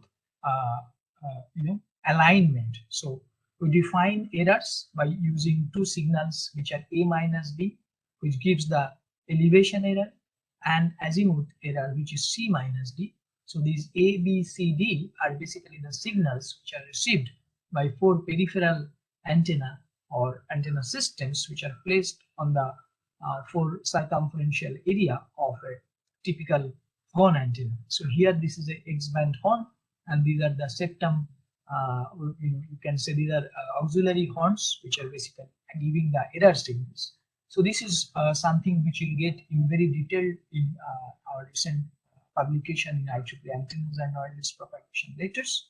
The main point is when you have elevation error or azimuth error, so that error will be ultimately fed to the tracking receiver, and that will, through a feedback system, it will go to the servo system, and the servo will produce the proper correction signal by which the antennas will be aligned in the proper directions. So this was a bit of information about the different activities that we have done in our group.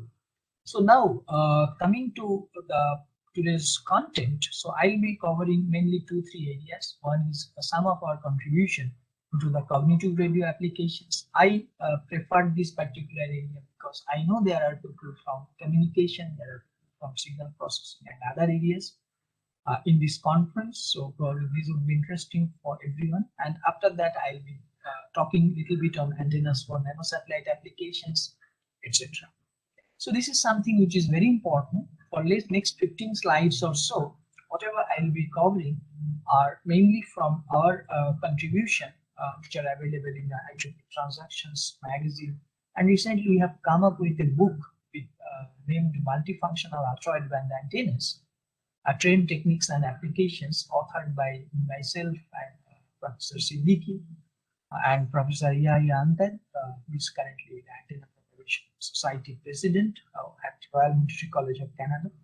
Professor Siddiqui is from University of Calcutta, and he has recently joined as adjunct faculty at University of Calcutta also. So this content, especially for beginners, will be probably useful.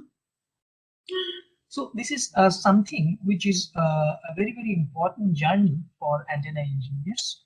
As you know, the communication has always provided and created more and more challenge for the antenna engineers. The bottom line is, as you know, the communication has become very, very data centric. over last few years mainly, and that has been a continuous growth because we are having different communication standards, different protocols, and different technologies.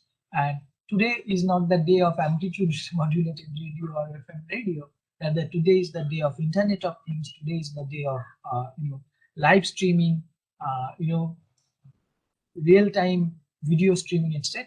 So all these services and operations requires more and more bandwidth.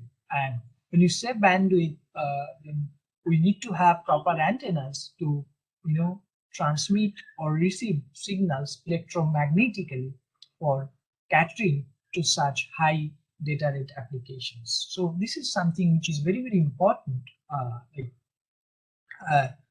Journey in antenna engineering from narrowband to wideband to ultra-wideband, and now people are talking about ultra-wideband MIMO systems, massive MIMO, etc. So all with a single purpose of higher data rate, higher channel capacity, etc. So when you talk about such journey, you need to have understanding of antenna evolution also. So some of the antennas which are shown over here are classical antennas like monopole, different kind of dipoles, folded dipole, etc. Some are printed antennas which are also typically narrowband or maybe little wideband, like microstrip patch, etc. But some candidates, like as you can see over here, the tapered slot antenna, we call it Vivaldi antenna also sometimes, especially this type of family, the dielectric resonators antennas are really very wide band. But that's not the end of the journey.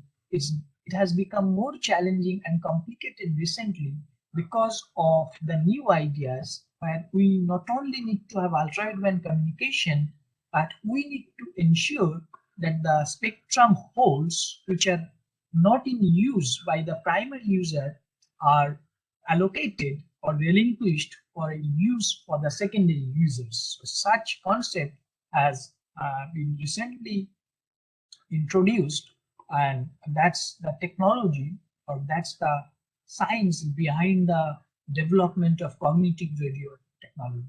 What's that? As you can probably follow in this animation, that and also in the static diagram, that there are this is power versus frequency versus time. So there are some spectrums which are currently not in use by some of the users. So primary users who actually owns the spectrum perpetually, if those spectrums are not in use, so that can be dynamically allocated to the secondary users. So that's the whole idea. And in fact, it was Dr. Mitola, when it was proposed, it was just an MTech thesis where this idea of cognitive radio, which is basically an intelligent radio, was proposed. Two independent surveys, one by a group of Professor Rappaport and another by IEEE, basically showed that a huge amount of spectrum of the primary users are idle for quite a significant amount of time. So those spectrums, if can be governed to the secondary users, then that will be very useful. So that's the whole idea of cognitive radio. As you know, the cognition means basically gathering information from ambience and thereby making yourself more and more intelligent. So such concept is actually has evolved and it is currently being used. So for such a system, you need a very intelligent antenna solution. You have a sensing ultra-wideband antenna, which will be basically detecting such idle spectrums, and there will be a reconfigurable narrowband antenna, which can communicate in those idle spectrums in a dynamic fashion. So this is the very basic functional block of a cognitive radio antenna. So I'll be spending a little bit of time in discussing few antenna prototypes for such application. And there are a lot of applications of this concept which is evolved recently. So this is something which is called the evolution of multifunctional antenna. As I already explained this idea here, to use these spectrum holds by the secondary user, you need an antenna which is called a multifunctional antenna. Idea is you have a wideband or ultra-wideband antenna which can sense the spectrum, which can identify the holes, that means the spectrums which are not used, and then relinquishing those spectrums for the use by the secondary users. So this is a first solution which was proposed by a group of Professor Christodoulou, that for such operation of intelligent radio, you need to have an ultra-wideband antenna which will be doing the spectrum sensing, and you need a solution where those spectrum holes will be used by some secondary for the secondary users. So what he proposed was something like this: one antenna for spectrum sensing and multiple radiators for communicating or communication purpose. So here there are 1 to n. This is just a schematic, conceptual. 1 to n, there are n number of radiators of different dimensions or different, basically to actuate different kind of resonance frequency. But there is a mechanical arrangement on the back side, which is basically actuating this rotation of this circular part. And as a result, at a time, one of these radiators are in touch with the feed line, and thereby the different spectrum holes can be used by these radiators. So essentially, it's a two-port system where one of the antenna is ultra-wideband, other antenna is narrow band, frequency reconfigurable, I can say. But this is just not about a normal solution, but here you have a rotation arrangement which is actuated by motors which are sitting on the back side. So this is a contribution by a group by Professor Christodoulou and his other colleagues. So this is the very important article for this cognitive radio antenna technology understanding. So this is the entire concept. You need to have a sensing ultra-wideband antenna and then reconfigurable antenna. So I'll talk on few solutions related to these antenna applications. But before that, I'll just give you a brief of the ultra-wideband technology so that the new people in this area will make a continuity. So it is in 2002, February 14, that this band of 3.1 to 10.6 gig was allocated by FCC for ultra-wideband applications. And these ultra-wideband applications or UWB systems has quite a few advantages. And it is basically evolution from narrowband signal to spectrum technology and then to ultra-wideband. And because there are quite a few services already existing with this band, for example, Wi-Fi, WiMAX, WLAN, satellite uplink, downlink frequencies, etc. So you need to make sure that you are operating with a must condition. What is must condition? That means you will be operating below a noise floor. And not only that, sometimes you need to ensure that you don't radiate in certain bands within that ultra-wideband band, because those bands are currently already in use by some other services. So such antennas are called frequency notched ultra-wideband antennas. So I'll spend a couple of minutes on that, then I'll come back to the cognitive radio ideas. So these are some of the typical antennas which are very popular as ultra-wideband antennas, like spiral antennas, printed monopoles, tapered slot antennas, etc. So this is what I was mentioning, that you need to have ultra-wideband antenna firstly, but then you also need to ensure that WiMAX and WLAN, or there are other narrowband services which are not affected, or you are also not affected by those signals. So you need to ensure that you don't radiate at these particular frequencies. So such antenna will be called a frequency notched ultra-wideband antenna. If you go into the literature, you will see many solutions for such applications. In fact, because Professor Mahfuz is present, I just mentioned a comment by Professor Raj Mitra that he mentioned that people are making slots here and there to create some frequency notches. And when one of my PhD students was presenting her work, like that time he made this comment, and he also mentioned that this is a very unique solution I am hearing for the first time. So what is that? That is basically you have a ultra-wideband antenna. This is a proposal by our research group, that this is a printed ultra-wideband monopole, which is basically a CPW fed circular disc monopole type of antenna, which will be giving you the desired ultra-wideband spectrum depending on your design. But that's not the innovation. The innovation is to make sure that this antenna is a notched antenna without perturbing the radiator. Without perturbing the radiator, you just put a couple of resonators beneath this, which are basically split ring resonators, which are metamaterial inspired concept, you can say, but you shouldn't say it as a, or term it as a metamaterial antenna. So depending on their resonance frequency, which depends on the geometrical parameters as well as the constitutive parameters of dielectric, you can easily create a frequency notch over here.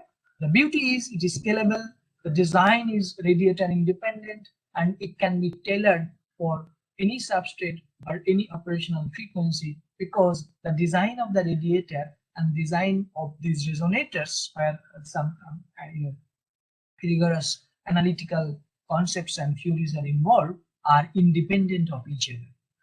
And these are some ideas by which you can actually understand the antenna is transparent. I mean, these resonators are transparent for some of the signals which is beyond their resonance frequency, whereas at the resonance frequency there is a huge impedance mismatch, and it doesn't allow that current to reach to the antenna, and thereby the antenna doesn't radiate at this particular frequency, which is 6.34 gig, but it radiates at other frequencies on the left side as well as at the right side. There are very beautiful animations to understand these concepts over here, but I am not going to play it over here.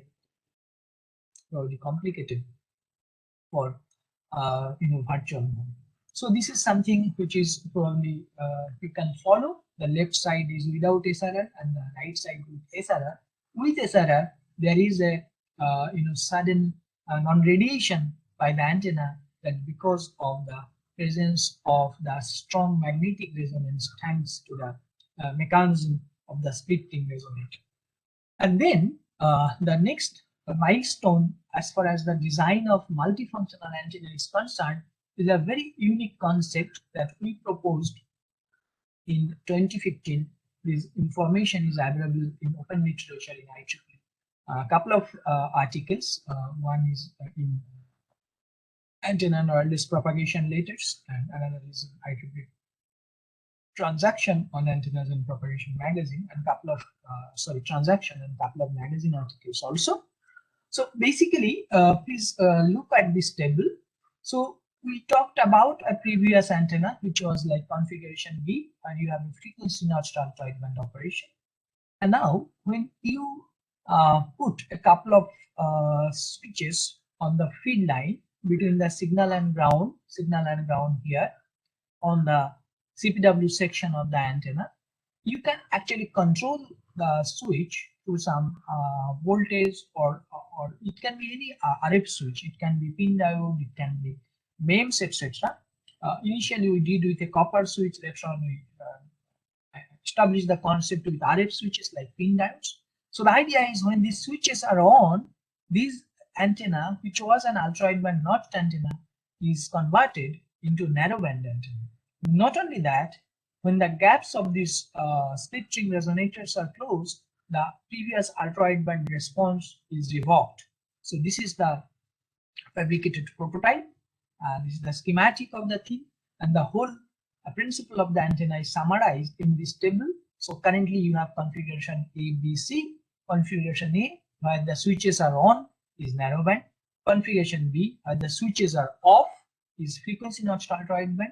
Configuration C, where the switches are off and also the SRR switches are on, basically the SRR becomes a CRR, closed ring resonator, and you get back the ultra-wideband response. And the same thing is summarized in this flow chart. So you have a single antenna, and depending on the actuation of different kind of resonators and switches, you basically evolve three different antenna characteristics evolving from one single antenna.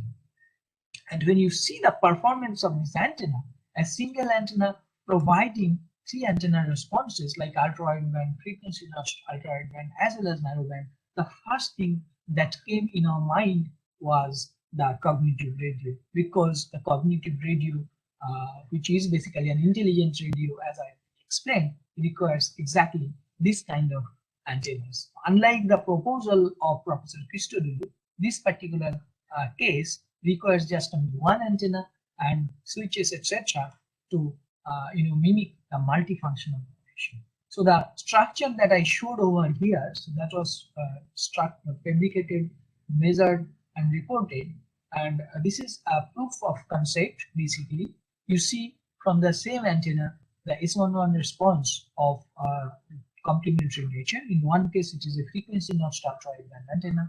In second case, it's basically a narrowband response, which is coming from the single antenna. The same thing is verified through the gain profile, but this will not be sufficient because we need to have our narrowband to be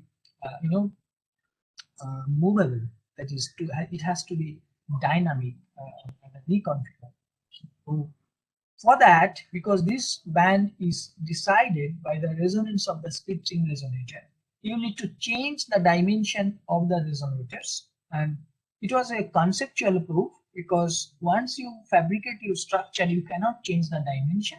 But this is just a simulation that if you can change the dimension by some means, then you can actually vary the resonance of the SRR, and thereby you can reconfigure the narrowband for quite a significant amount of frequency spectrum.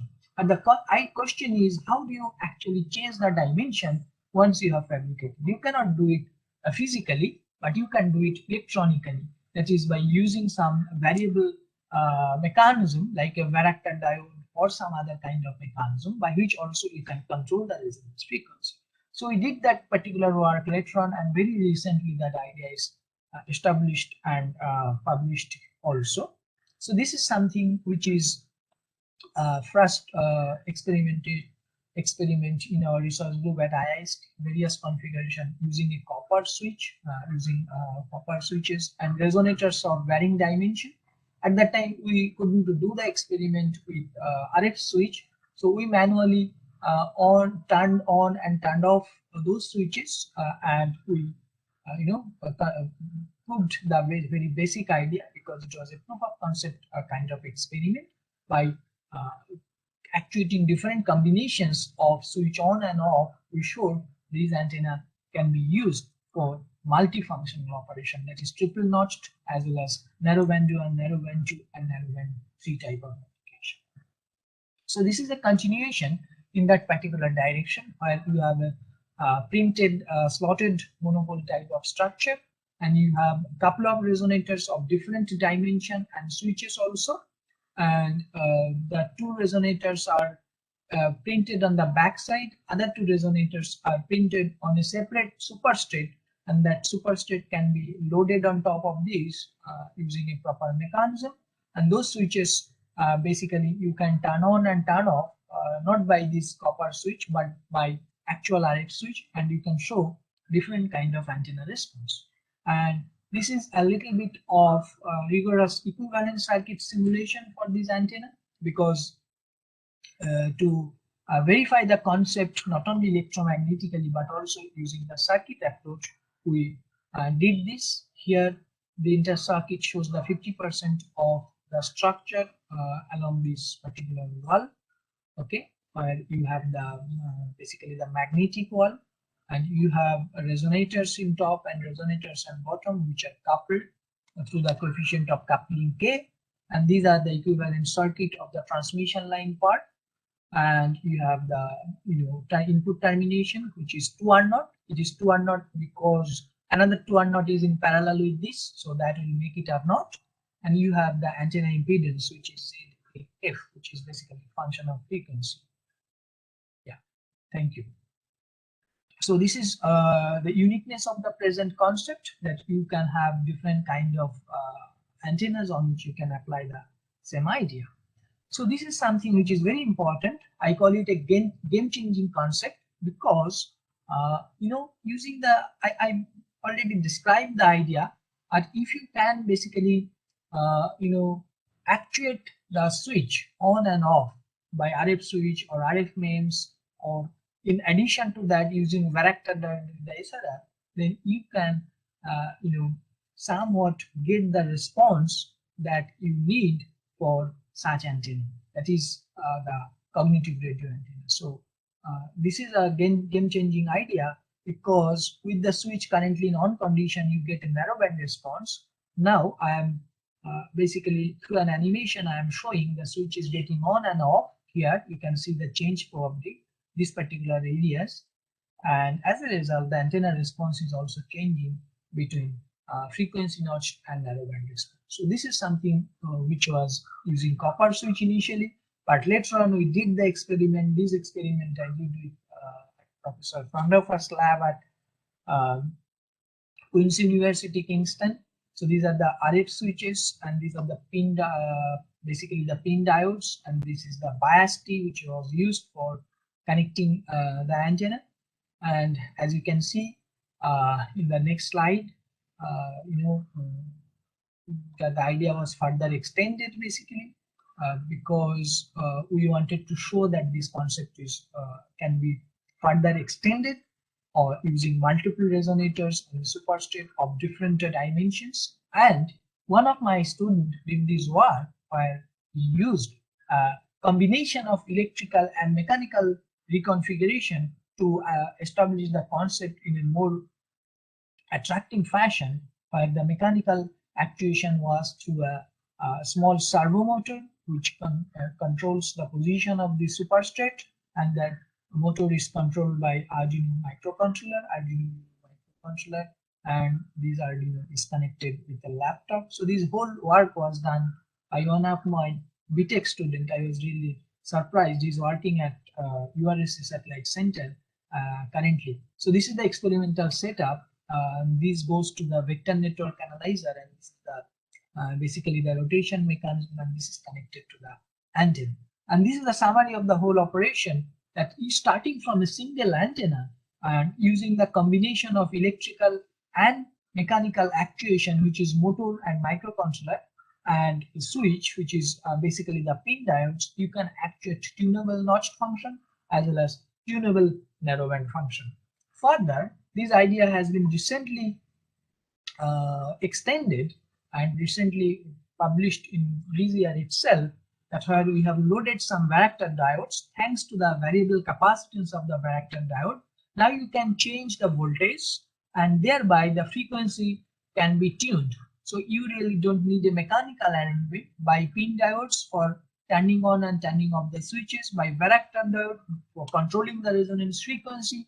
You can actually mimic the same concepts, of frequency notching tunability as well as narrowband tunability on a single radiator, using a single radiator. And this was shown for a Vivaldi antenna, but the concept is generic, so it can be extended for other kinds of antenna also. So these are some interesting results. The measurement setup at SAC Ahmedabad, we did the measurement at SAC anechoic chamber because our anechoic chamber is currently under development. It will take some more time.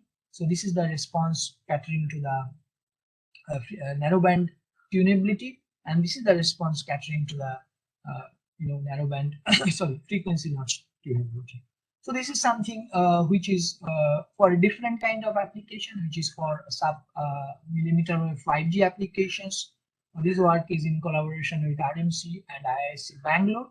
So we proposed a kind of antenna which is catering to the 2 millimeter wave bands, which are identified as 28 GHz and 38 GHz. The antenna schematic and the antenna geometry, etc., is decided based on typical cell phone size. So these are the dual branched monopole antenna, which are placed on the sides of the current smartphone dimensions. On the side panel, there are 8 antennas, and because of the branched monopole operation, you get 28 GHz and 38 GHz. These are typical radiation pattern. Not only that, we wanted to have sub 6 gigahertz application also. So these, along with these 8 antennas which I discussed just now, you have 8 more antennas which are for currently operational bands of 5G, which is called sub 6 gigahertz. So this is a combined concept of sub 6 gigahertz as well as 5 millimeter wave 5G bands integrated together. So these antennas, many people are calling them as MIMO antenna because you have multiple number of antennas. It's called MIMO systems. And when you make such antennas, it is very important to ensure that antennas are not talking to each other. So in many cases, you need to ensure a high isolation between the MIMO antennas, I mean between the individual antenna elements. So this was an attempt towards that direction to ensure a very high isolation between the antennas using some kind of isolators, which was in the form of electromagnetic band gap resonators over here.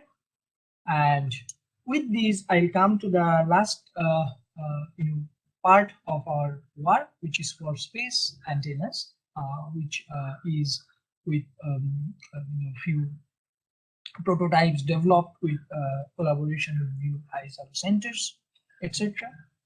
Okay, so I'll just go into overview kind of thing, and if you are interested on certain area, please feel free to note down and feel free to ask. So this is just an introduction. Probably I'll skip this one on different kind of satellite orbits. And when you design such antennas, fundamentals are very important. The overall system is very complicated, but the operation starts from the very, very basic. So understanding the modes of circular waveguide is the starting point. So this is something which shows the different modes of circular waveguide, because this circular waveguide is later on tapered with a proper tapering profile to convert it into a horn antenna. So this is the fundamental mode or dominant mode in circular waveguide, TE11 mode. This mode, interestingly, gives you a radiation when you taper it out to make it a cylindrical horn, or rather a conical horn. You get a maxima along the axis, whereas these two modes, which is TM01 mode or TE21 mode, gives you null along the axis. So this can be used for sum, whereas this can be used for the tracking. So this slide is probably more important. So this is the TE11 mode, and this is the typical radiation pattern of a TE1 mode excited conical horn, where you have a maxima along the axis. Whereas when you excite this mode or this mode, you get, which is basically TM01 and TE21, you get a null along the axis. So these two modes, like this mode and this mode together, can be used for tracking applications. So tracking means it will have a combination of sum and a difference. So sum will be ensuring that you are getting data from satellite, but that would be ensured only when those antennas are looking at each other. That is called tracking. So for that, you make these, as I explained earlier, that you have to ensure that azimuth error and the elevation error is minimal. So typically these two modes are very, very useful. And such antennas are used at the Earth station. Now Earth station can be of different kinds. It can be a stationary Earth station, like different kind of remote centers. Sometimes it can be on a moving car, etc. Because when you have seen different kind of TV channels, they are broadcasting in dynamic situation also sometime. And then it can be on aircraft, etc. also, because nowadays even mobile based internet, etc. on board also we get. So this is something which I wanted to tell. This is an advanced application of this satellite based tracking antenna, ground station antenna. This is the design that is currently operational. These are the 4 horns which are called tracking horn, 1, 2, 3, 4. These 2 are for elevation error, and these 2 are for azimuthal error. Whereas the central horn, which is mainly the sum one, and these 2 diagrams are correlated. So this is having a maximum radiation along its axis. So that is the sum, and these 4 are basically the tracking horn, and that gives you the elevation and azimuth error together. Little bit of signal processing also is involved over here. So, and that ensures. Dr. Saha, Yes. so we are actually running late little bit. So please a little bit faster. How much time do I have? Yeah, 5 minutes. In 5 possible? minutes, you want me to complete? Okay. Yeah, if it is possible, then it will be. I think, okay, no problem. I started also probably quite late. No problem. Yes. I'll try to wrap it out in next 5 to 7 minutes. Okay. Okay. Yeah. Thank you. Thank you for Yeah. your understanding. So these are some advanced application. I already explained the concepts that you have the sum and you have the difference, and this concept is it has realized into this prototype. And this is little bit zoomed view of this particular part.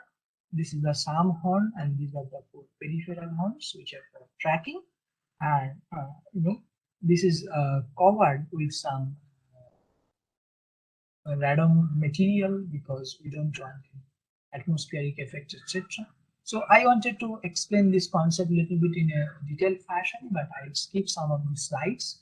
And this is something which is a horn-based field antenna, where the concepts of metamaterial and horn antenna are combined together to design a horn which can, reduce the adjacent noise from the adjacent channels, or can reduce the different kind of interferences also. So the idea was basically using metamaterial based structures and embed them inside the mouth of the horn. So which is basically here.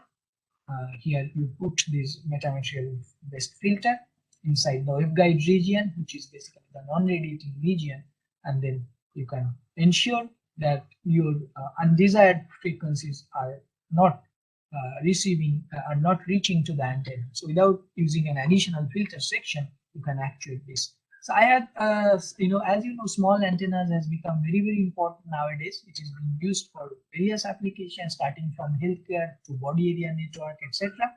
So such antennas has become an integral part of different kind of applications. Designing electrically small antenna is very, very challenging.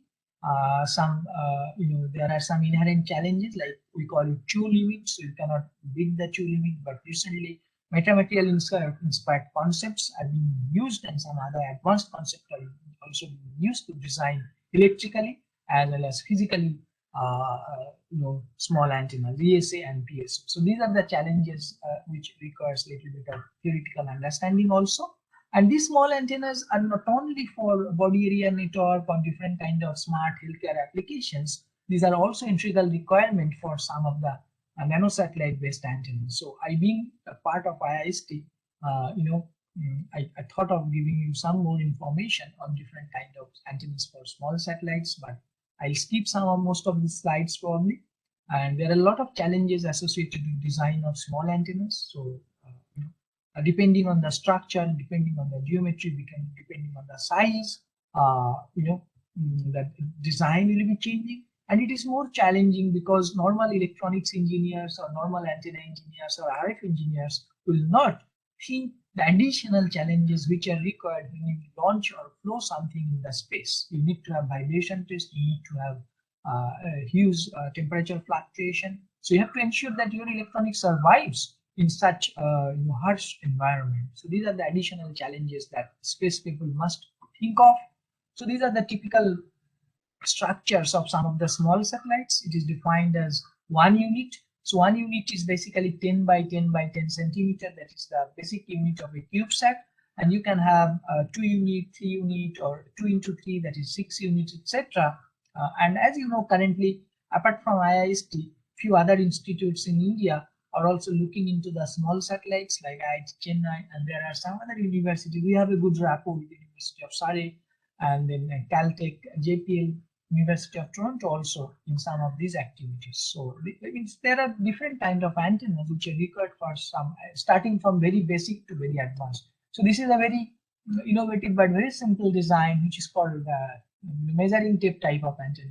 As you have seen that the metallic measuring tape kind of thing, where the structure remains inside the circular shell, but you can take it out and then you can measure something. So such reconfigurable antenna was used for basically some of the early nanosatellite antennas. So I have almost come to the end, and this is something related to the feed antenna design I was talking about. That is the realized feed.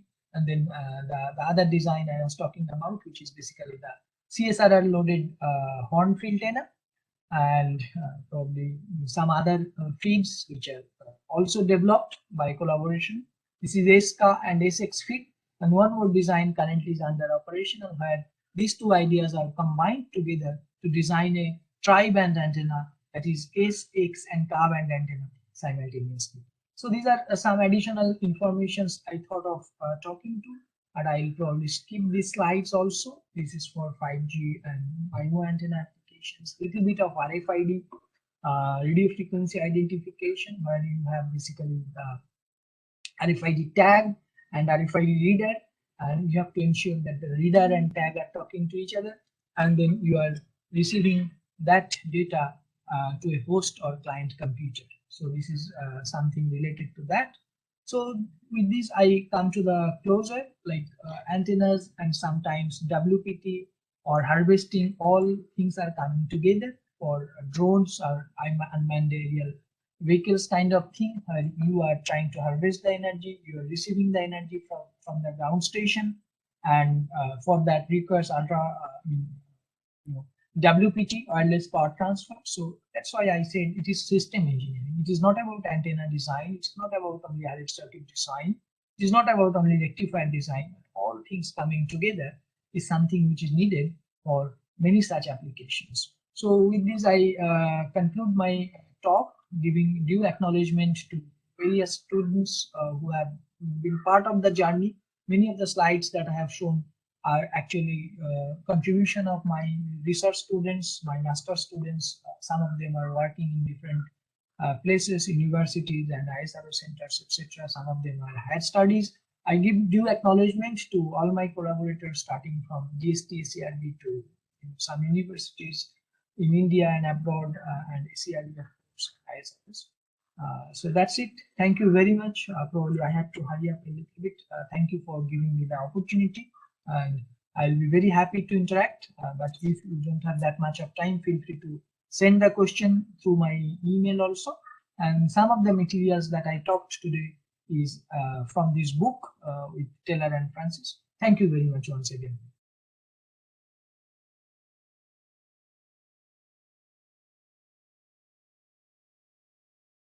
Right. And in fact, I started my this machine learning in 2 years back when lockdown was that, and I got a lot of help from Dr. Vivek Tiwari, and his students also guide me to do something, right?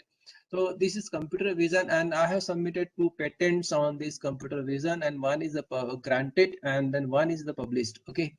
And all these are the efforts of Dr. Vivek Tiwari, his support, and his student. Okay. Now, this is now very interested. Now I'm, because my earlier background is I was working in the data mining database, and this after the database we data warehouse, and then machine learning is very close to this.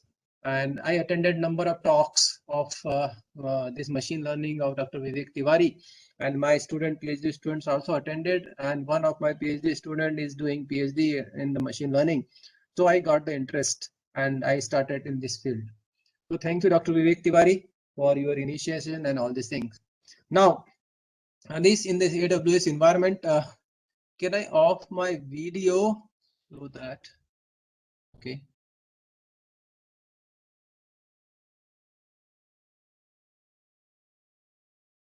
Because it will be minimized now, otherwise it will come in the screen. Off it.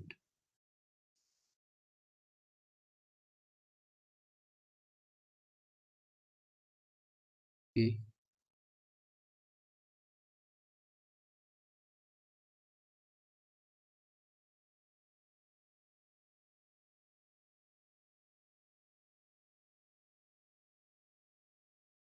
Okay. No issue.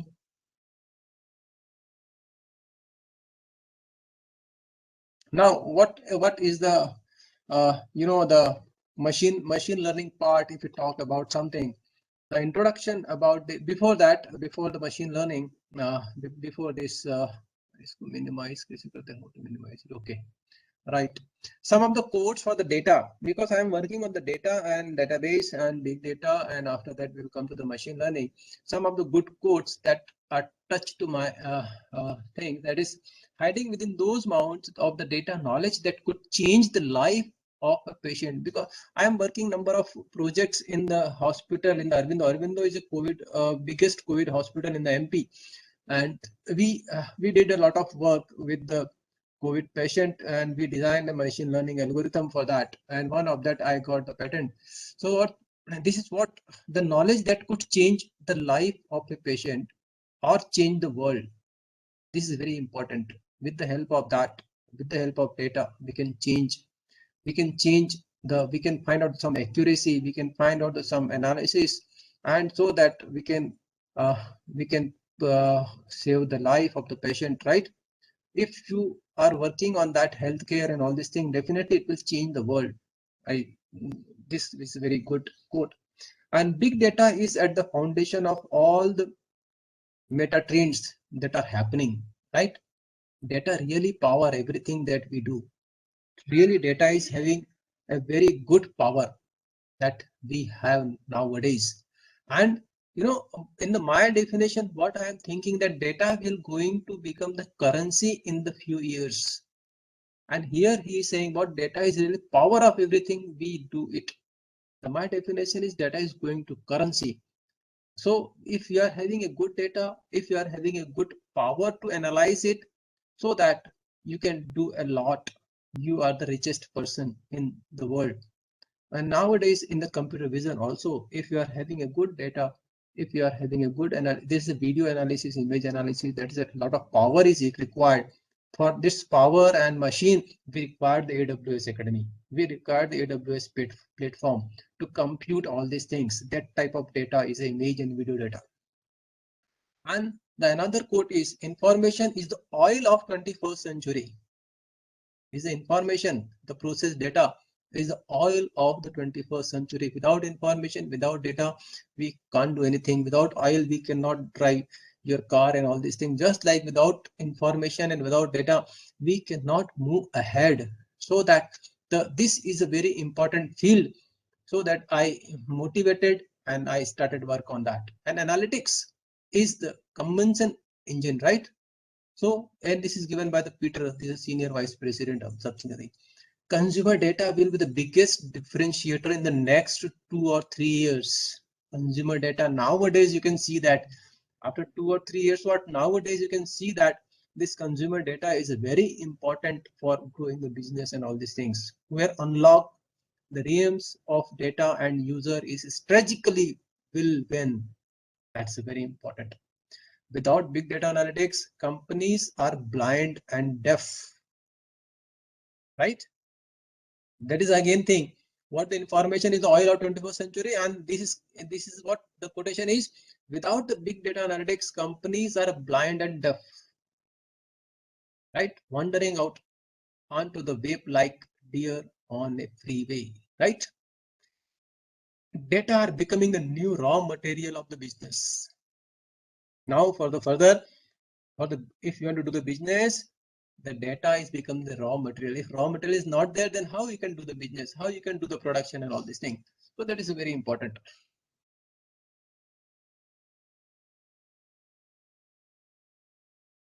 In this model, we are going to introduce the computer vision, analyze image and video, preparing the custom data set or the computer visions. I have some lab also, but it's not possible because today is a Sunday and I am not having the access of right now this server and all these things. So, or we can, I am having some few access from my home.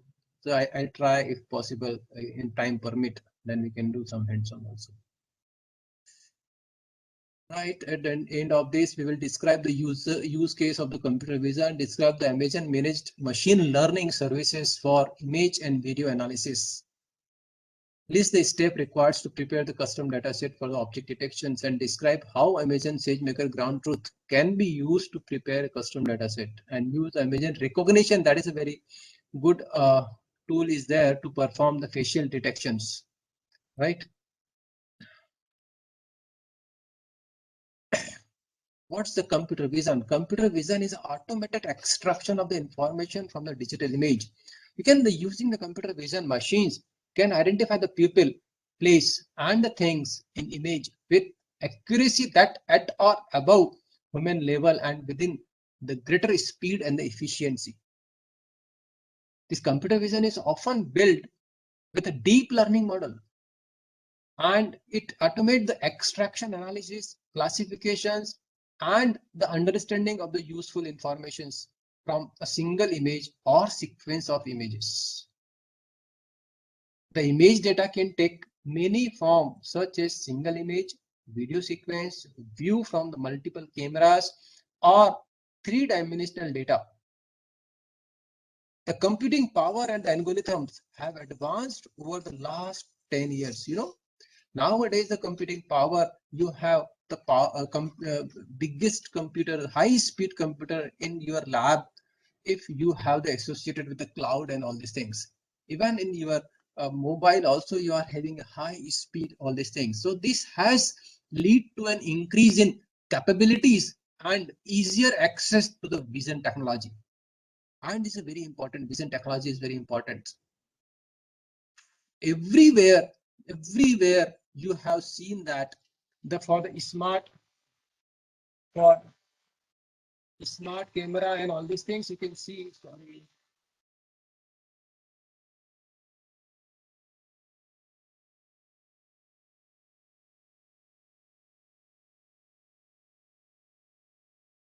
Sorry, 1 minute. Somebody is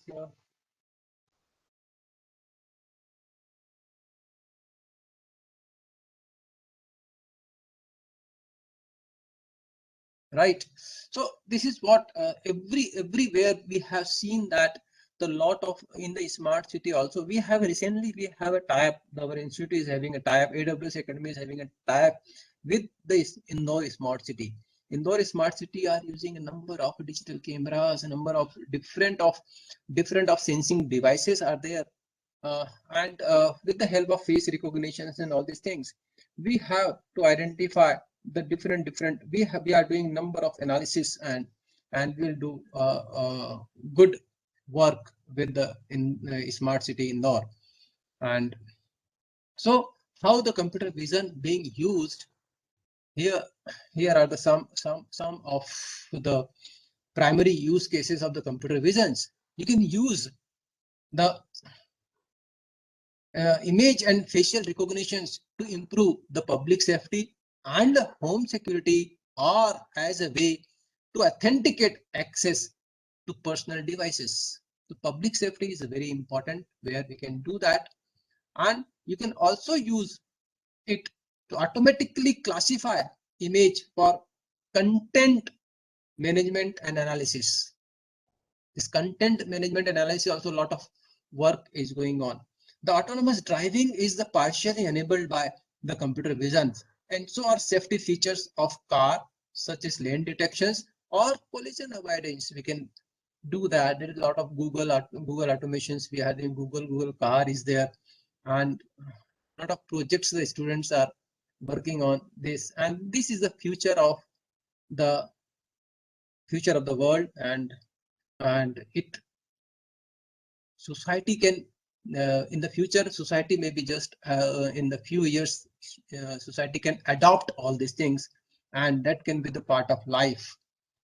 So in the image analysis with a computer visionary can improve the accuracy and speed of patient in the medical diagnosis. And the medical diagnosis is very useful, the computer vision, right? So that this can result in the better treatment outcomes and the life expectancy of the patients. And finally, in manufacturing, well-trained computer vision is incorporated into the robotics. A lot of the airports, you can see that the robots are there, and robots are doing the sensing. They are just moving around. And when I was in the Singapore in the last, when a pandemic start, before that in the January 2020, I was 2nd January 2020, I was in the Singapore. And I have seen that the robots are moving around and they are capturing your face, they are capturing your other behaviors, and in the background some machine learning algorithms are there. And I found out, I inquired something that, and they are also using Amazon recognitions for that. And Amazon recognition is having a very powerful data to recognize such type of images and video. And you know, video is if you are going to compare the video is having a number of images. It's not a video is a one file, it's a number of images are there. So how fast you have to process all these things. And this AWS will provide the facility to access their processing unit as well as the algorithms, so that the data can be easily processed and give the analysis to the analysis report to the all organizers, right? The computer vision problems, if you talk about that, the computer vision problems can be broken down into a few areas where there is content recognitions, right? Is about to identify the things in image, right? It is a classification problem, but it's a complex one with the several layers. In this picture here, what represented, is it the breakfast, lunch, or dinner? Would the classification only be food? The answer depends on what the model you use to perform these classifications. I have used the frontal face classifications in some practical what we have done in the last year. So this model must trained, but in this recognition is a very powerful, right? This model must train, and the training data provides the algorithms with the data for its learn from. So that you have a model that was trained with the pictures of different type of foods. You might accept the image, the output categories such as milk, peaches, right? Then mashed potato, chicken nuggets, salad, and all these things. If you train the model with the different images, it could classify the object as tray or napkin or something instead of the other items. When you work with image, you might want to know what kind of objects are in the image, right? And the location of the objects. That the location of the object is very important. You can see when you get the picture from your mobile and all these things, then it will recognize your face. It will recognize only with face, and this some bounding box, some square bracket comes there. Means what? There is some trend, some model is there to detect the face in your mobile. So that if you detect the face, then easily you can capture the picture. If your face is turned left and turned left, you are not able to detect the face. It means you are looking somewhere else. So it predicts you that to check your face is in the front side or not. Similarly, here is the object detection is you have to take care of this. Object detection provides the image categories and where the objects are located in the image. And here objects are, we are having a milk, salad, ice cream, roll, this is bread roll, and all these things. There is a set of coordinates defining the location of the box surrounding. And the image which is known as the bounding box. And this bounding box is nothing but is that is detections are typically top element of the pixels, left, width, and height coordinates surrounding the image, so that you can use this coordinate in your applications directly. So these AWS applications can directly recognize all these things. This model, if you create the model in there, you can recognize and then give the result in the JSON format, So the top left corner, top, left, width, and height. With the help of that, we can create this box and we can create the coordinate and we can access and we can compare with your models. Along with this, with the object detection in the image, there is a confidence number usually associated with this object. You can see that this confidence number is, the milk is having a 97.1 and peaches is 92 point, ice cream is 97, something, salad is 69, because maybe salad may be of different types, but milk is a milk, so it's a 97. Salad may be of the different types, maybe different things there. This percentage indicates the probability that the objects belong to a specific classes, right?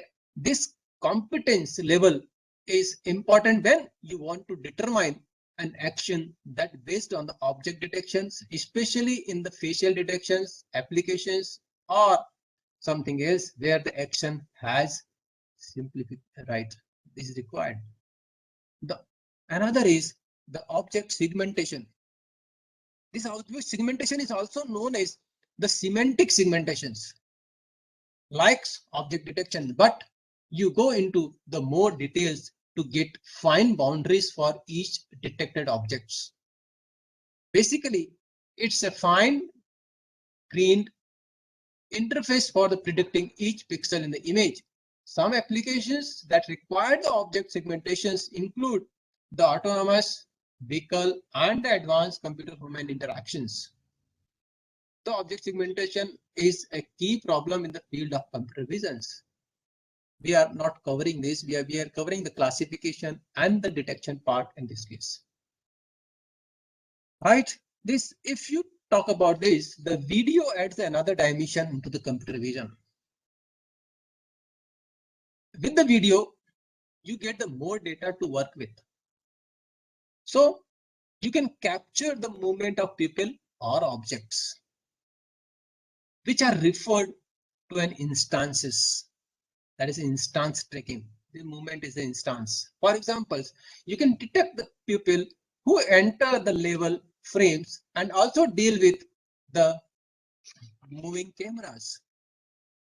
Here is a use case for computer vision, building and detecting and tracking. You can analyze, here is the action recognitions. You can analyze the shopper behavior in your retail store by studying the path each person follows. If you use face analysis, you can understand other detail of shoppers such as the average age range, gender, distribution, and the express the emotion without identifying this. Here is another example of computer vision in the use case. You can also analyze the image to identify the action using the motion in this video. These are motion estimations. You can do that. This example, for example, activities such as delivering a package or dancing, looking at the image of a baseball player. Some example from the image could include the capturing the better accuracy. This picture pitching style, the type of pitch, slow ball slider, and others. The inning end, the better performance versus the specific pitch. The managers could use all that data to coach the player on how to improve their performance and how they can do it better. This is very, very good. Even in the, you can see that nowadays in this cricket and in any player in the Olympic and all these things, each movement of the player can be captured, and with the help of computer vision algorithms, it analyzes that actions and guide to our player how you can move for the next game and all these things. Then what are the problems are there in the player which is against you? You can take that in this computer vision is automated extraction of the information from the image, and image analysis include the object classification, detection, and segmentation. There are 3 points are there.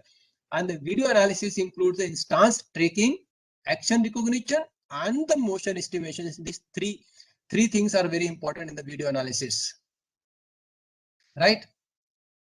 So that if you go for the analysis, image and video,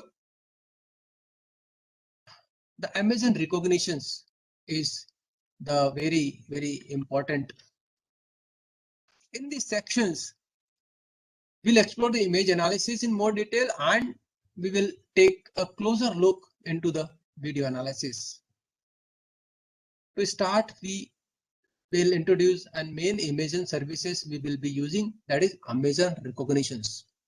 This is a computer vision service that based on the deep learning, right? Amazon recognition is a computer vision service. Definitely, it's based on the deep learning. You can use it to add image and video analysis to your applications. There are many use for Amazon recognition, including the creating some searchable image and video library. Amazon recognitions make both image and store video searchable so that you can discover the object and the senses that appear in them, right? Clear? You can use the Amazon recognition to build a face-based user verifications system so that the application can confirm the user identity by comparing their image with a reference image. This is the Amazon recognitions interprets the emotional expression such as happy, sad, or surprised. But it's very difficult. Nowadays, when the image is there, when you are clicking the pictures, always you are saying, please smile, so that only with the help of a smiling face, we cannot say it's a happy or sad or something, right? But there are so many parameters are there. With the help of that, we can identify. The Amazon recognitions can also detect the inappropriate content in the both image and the store video. Then inappropriate contents is very important to identify whether the persons are doing, the childs are accessing right information or the wrong information from the internet. So, and finally, the image recognition can recognize the exact text control from images. So before we go further, here is a quick note on the security and the compliances. You need to check if the applications you build using the Amazon recognitions fall under the any regularity restrictions as defined in your field or country. Security and the compliances for the Amazon recognitions is a shared responsibility between the AWS and the customers. Both are the same responsible for that, because we are taking the images, we are taking the contents and all these things. Like in the research, we are doing what we are checking the plagiarisms and all these things. So here is also the important things are that whether that picture is common is used for the comparisons. We can take the data set, that is very important. The data sets you are getting, it's very crucial of your country. So how we can publicly store in the AWS and all these things, we have to check care of all these things, right? So this is what we are doing. For more information about this, we can discuss further. The Amazon recognitions is an AWS managed service.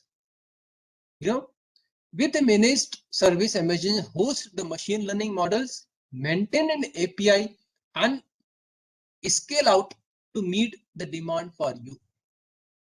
You can benefit from a set of models that consistently learn and improve it. Okay, number of models are there, and every time in the 24-hour, even per every second, every 10 minutes, that model is updated. Also, you can focus on building applications that use the API and optionally training the services to understand your unique business need. There are various resources you can use to access and interact with Amazon recognition such as APIs, SDKs, and commands for AWS command line interface, which is also known as the AWS CLI. The language supported by the SDK include JavaScript, Python, PHP, .NET, Ruby, Java, Go, Node.js, and C++. Finally, the Amazon recognition integrates with other AWS services also. For example, if you need to store, you can use the AWS simple storage services, that is S3, right? For authentication and authorizations, you can use AWS Entity, can use, and the access management, which is also known as IAM. This diagram illustrates an image searchable feature. How we can search the image library, where the user take the picture and get the information about the real estate properties they are viewing in this for the purchase or something else. First, the user take a pictures with their mobile device. The user then initiate a search which causes the application to upload to Amazon S3. After mobile app, it will load it to the Amazon S3. Amazon S3 is nothing but the storage where we can store the everything, right? S3 is then configured to call other services. It can call the other services, and after that, calling the while and write the event occur. Some event is occur means when mobile picture is coming to the S3 for the processing purpose, immediately it will some event is occur. In this case, the bucket passes the S3 path of the new object to AWS Lambda. This when the Lambda function is called, it uses the Amazon recognitions SDK to call the services. The Amazon recognition analyze the image, detect aspect of the properties, create labels, and passes the information back to the AWS Lambda. It will classify this too, okay, as an object, and in the JavaScript object notation or JSON, okay, it will transfer to the AWS Lambda. The Lambda then stores the labels and confidence score in the Amazon Elasticsearch services, okay, which is also known as Amazon ES. The application users can now identify the aspect of a property using the object that were detected in the image, right?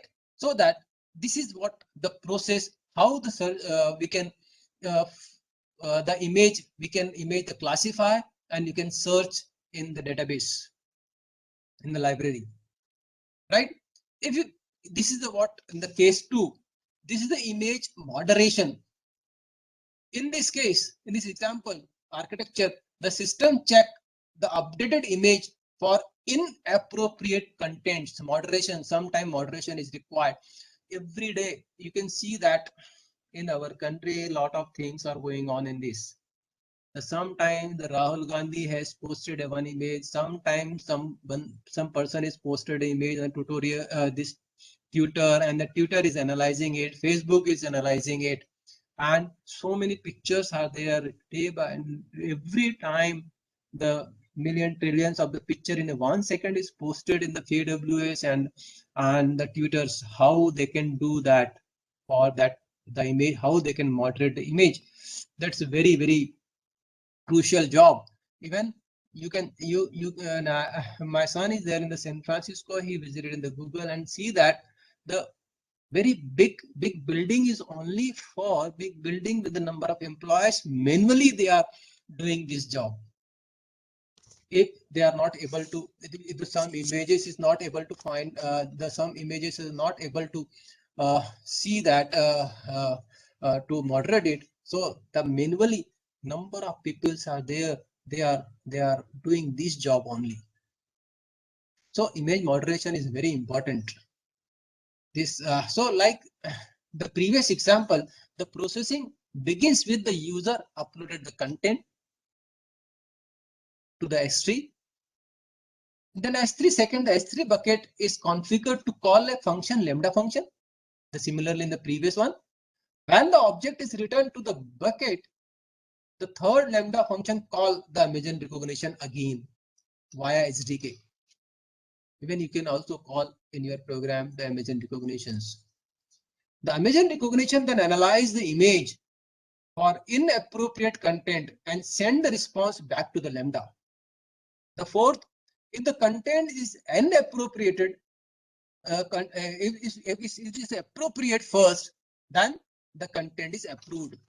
If content is not appropriated, then content can be sent to the manual inspections. What I told you, this manual inspection is a very big team of these social media persons are there. And finally, if the content is not approved, a notifications is sent to the user that is not possible to upload all these things. And you can imagine that how fast is it.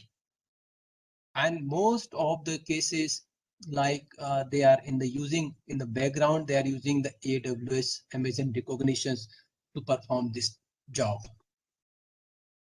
So in the third case, and this is what there is sentiment analysis, right? The sentiment, you have to check the sentiments.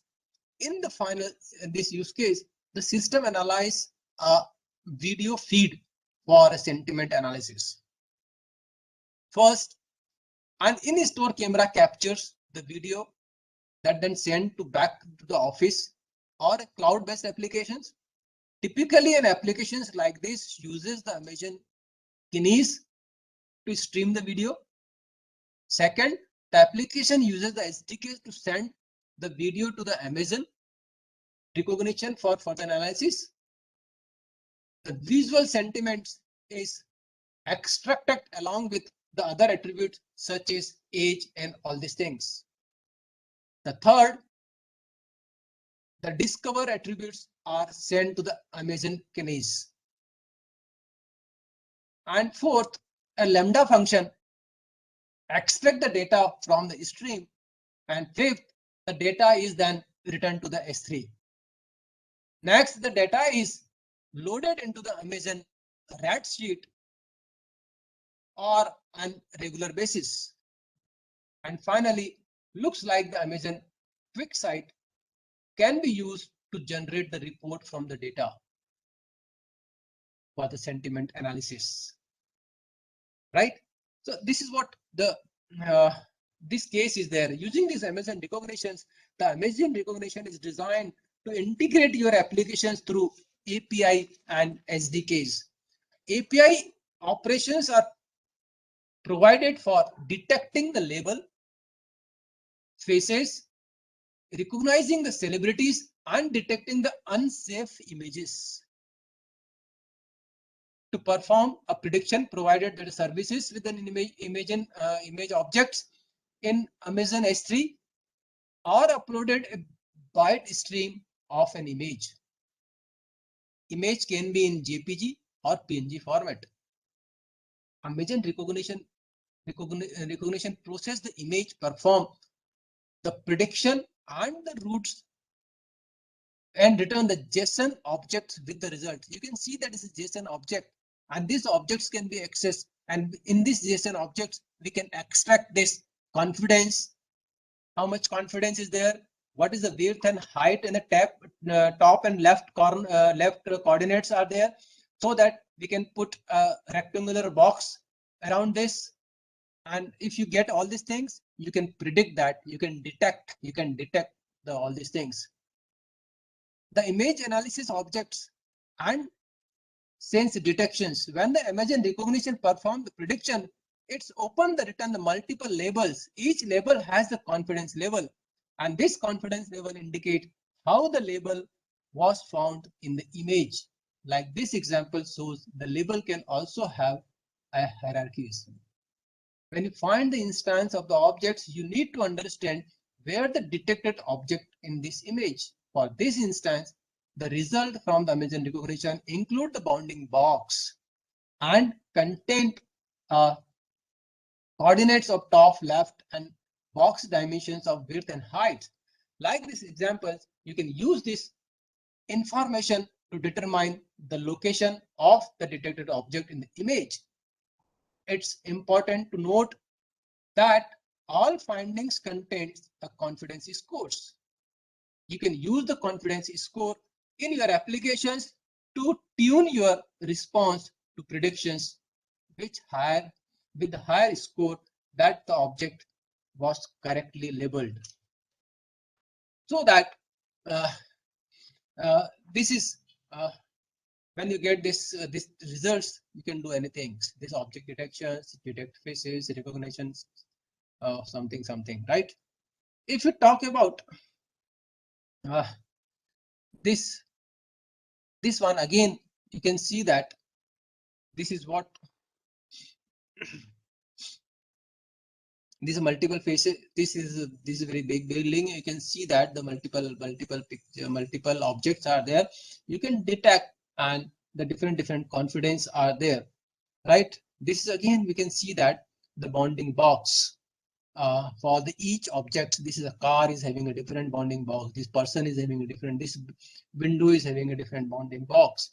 What type of objects you want to detect? We can detect here.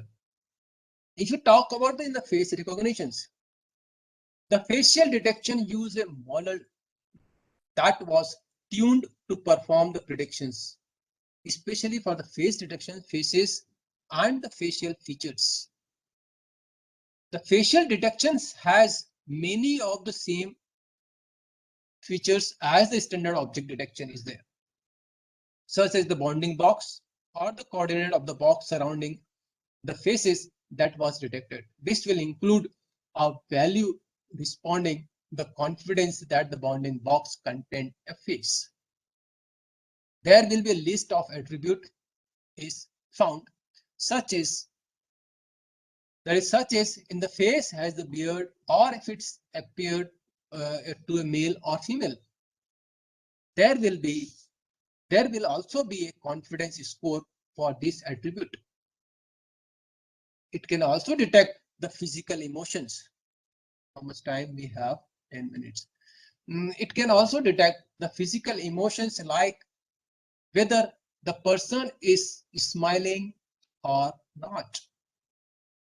It's important to understand this classification is based only on the visual clue, and so it might not represent the actual emotion of the persons.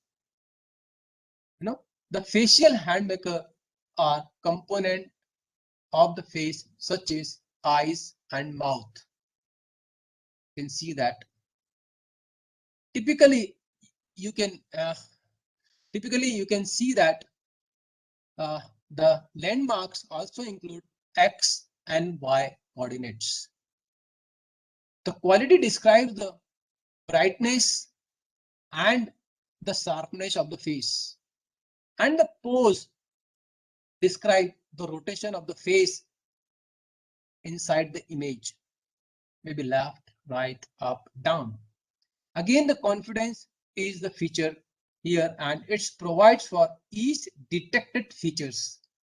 And remember, the features prediction is based only on the visual observations, right? Usually when using this facial recognitions with the image recognitions, you can compare two images to determine if they contain the same person or not. The comparisons are required in both sources and the target image. The result will include all the faces that were found, and they include the informations about matching and non-matching faces, right? Again, the confidence score includes how likely each prediction is, right? Of searching for the known faces, the searching for the known faces, the image recognition can also search for the known faces. To use these features, you need to train the model by providing a collection of image to use. After you train the models, you can detect those pupils in the image you provide. To find the known face, first create the collection and add faces to the collections. The Image recognition will perform the facial recognitions on the image you provide. It will then return the typical information like the bounding box, coordinates, or the confidence score.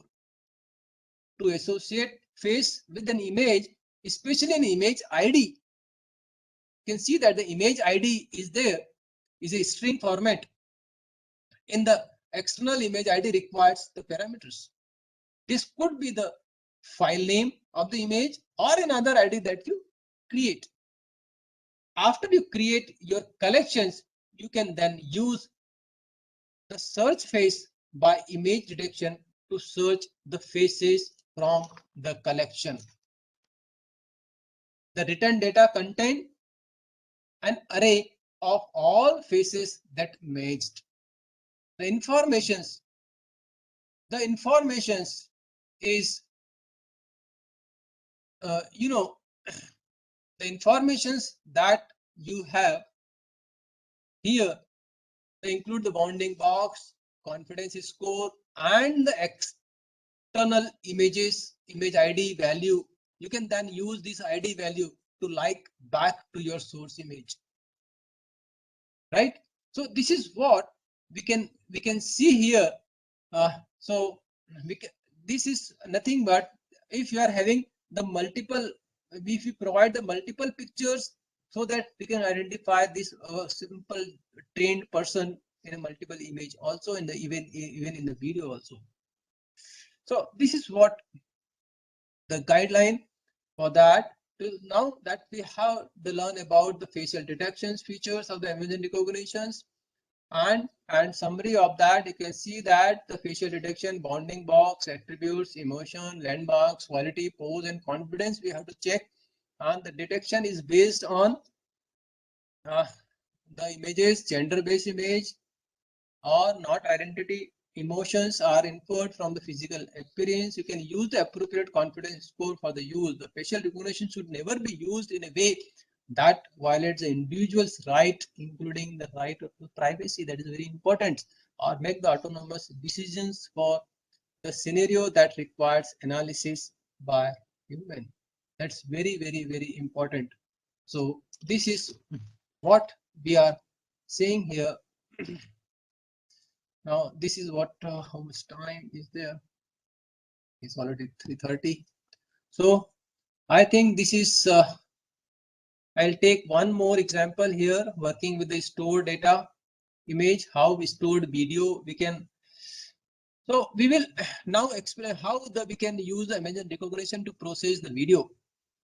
You can perform the video processing on the both stored video and the video stream. That's required what we are doing in the, what we are trying to do in the this is smart city work. The stored videos should be uploaded and stored in the S3 bucket initially in the store in the S3 bucket. Each type of detection has its own start operations. You can search for the people, faces, labels, celebrities, text, and inappropriate contents. The Amazon recognitions publish a completion status to a topic in the Amazon simple notification services, which is also known as the Amazon SNS. Clear? So this SNS can route these messages to the subscribers. Okay, right? And for durability, it is better practice to route the messages to a messages queue in the Amazon simple queue. Okay, and services for the Amazon SQS.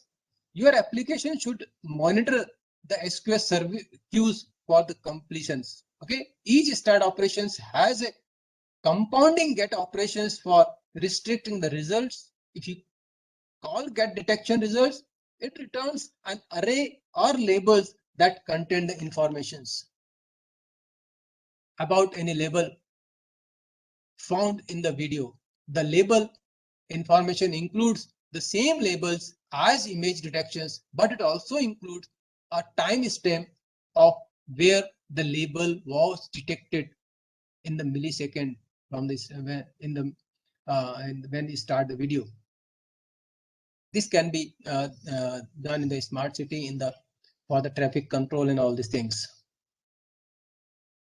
I'm working with if you talk about the streaming video, in this addition to store video, you can also use the image recognition video to detect and recognize the face in the streaming video. A typical use case for this is detecting a known face in a video stream. Amazon recognition video uses the Amazon Kinesis video stream to receive and process a video stream. The analysis results are about from the Amazon recognition video to Kinesis data stream. Okay, they are then read by your client applications, and Amazon recognition video provides a stream processors that called a create stream procedures, and you can use it to start an image the analysis of the stream video. Right, so this is what to use the Amazon recognition video with your streaming video. Your application must implement these resources. First, you need a Kinesis video stream to send a streaming video to Amazon recognitions video. Next, you need to Amazon recognition video stream processor to manage the streaming video analysis. And finally, you need the Kinesis data stream consumers to read the analysis results that Amazon recognition video sent to the data stream. Right? If you want to find a face in a video, you need to create the collections. This process is the same as creating the collection for still images. Amazon recognition video plays a JSON frame record for each analysis frame into the Kinesis about services. The Amazon recognition video does not analyze every frame that passed it through this Kinesis video stream. A frame record that sent to a Kinesis data stream contain the information about which video stream fragment the frame is it, where the frame is in fragmented, and the face that are recognized in the frame also includes the status information from the stream processes. Before we end this session, we will check what we can do here. There is the Amazon recognition. You can use the Amazon recognition for image and video analysis that uses the proven highly scalable deep learning technology that doesn't require machine learning expertise, provides the image and the video detection of the faces, sentiment, text, unsafe content, and the library search. Is it integrated into the other AWS services also? The Amazon recognition can do all these things. So this is what that is preparing the custom data set and all these things. So I think my time is not permit for that. So I think in the from my side it's okay. If you are having any questions, you can ask.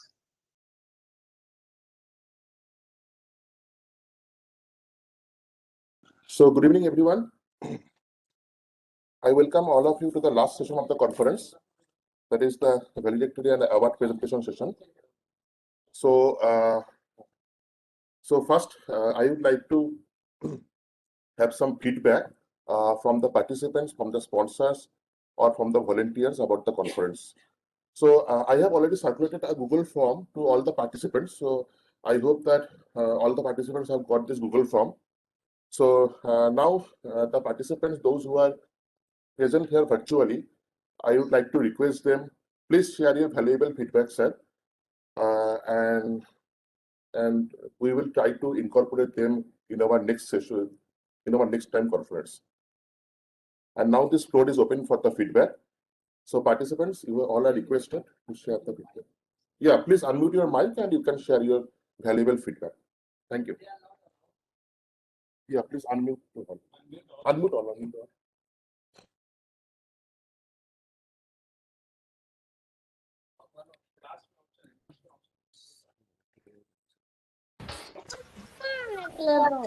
The feedback link which you have shared requires Yes, sir. permission. The feedback link which you shared requires permission. Not able to Sir. fill the feedback form. Yes, sir. You please fill the feedback form, sir. It requires Uh, permission. it's a permission, sir. The form Is will not requiring open. some permission, I think, Yes, sir. sir. That was the issue. Okay, sir. We will. Form is not opening. Okay, sir. We will see and sir, we will check it and we will share it again, sir. Sure, sir. No issue, sir. Thank you so much. Thank you, sir. I will share it again.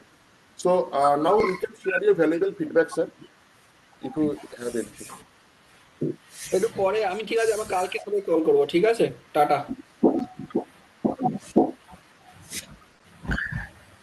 আরে ভাই দেখি আমার নাম এখনো ঘোষণা করেনি, এখনো বলে আমার নাম ঘোষণা করেনি ভাই। Now you all are unmuted. So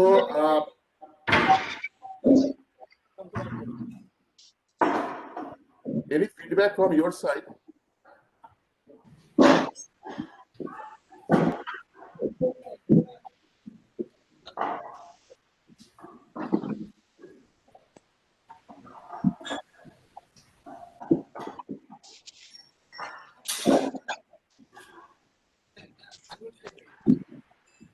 Sir, need permission, sir.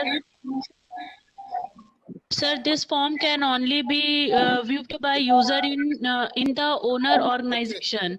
Try containing the owner of the form. It you think it is mistakes. Yeah, yes, madam. This is a mistake from our end. So Yes, sir. after this session, we will rectify it. Okay, sir. Okay, sir. Thank you. Thank you, sir. If you have any feedback, you can also openly discuss here. I am Hello. thankful to the organizers for this opportunity for researchers like me and everyone else who was suggesting these papers. And other than that, I'd like to thank WebEx also. That WebEx has provided us the opportunity that we are sitting here in Chandigarh, very far from near Raipur, and we are using this platform to represent ourselves, our researchers, to such esteemed listeners. Thank you so much.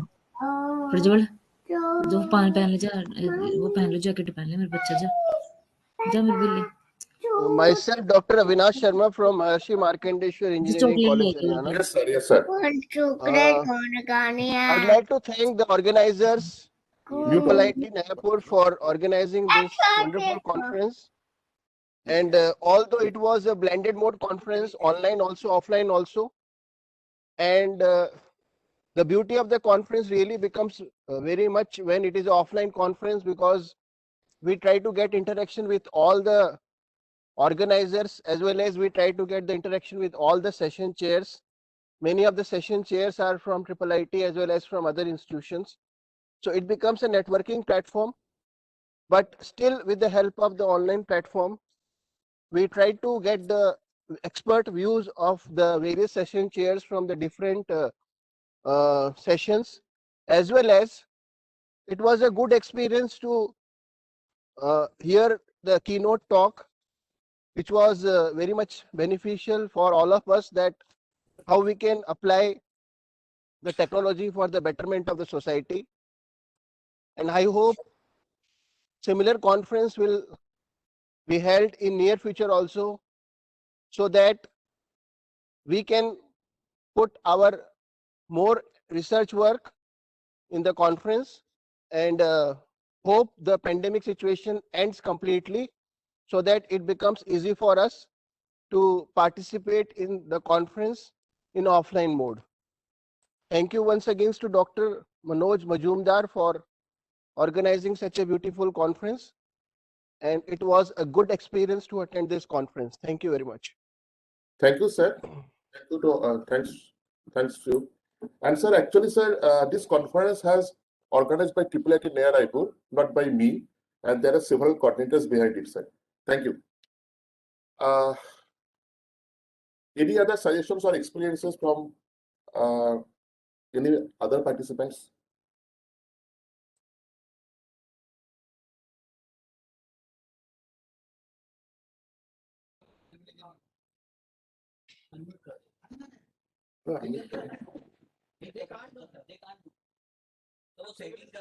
Okay, so अभी पीछे से आवाज आ रही थी बेटा yeah, वो डाल ले जैकेट डाल ले बहुत ठंडा है ठंडा है लेडी बोल रही थी वंदना वंदना okay,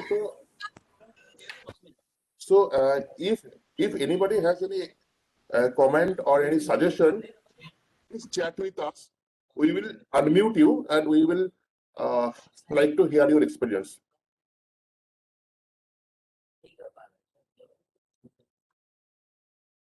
Please chat us if you have any suggestions or comments or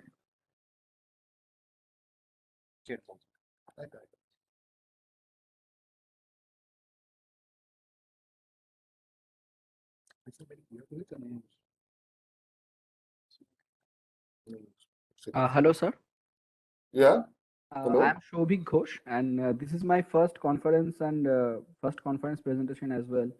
And it was a very lovely experience with all, and especially the about the keynote speakers.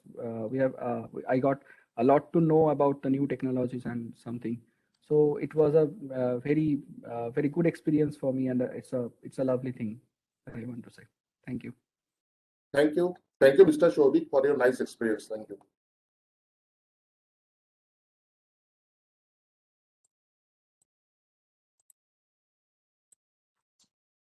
If anyone have any suggestion or if you want to share any experience, please chat with us. We will unmute you.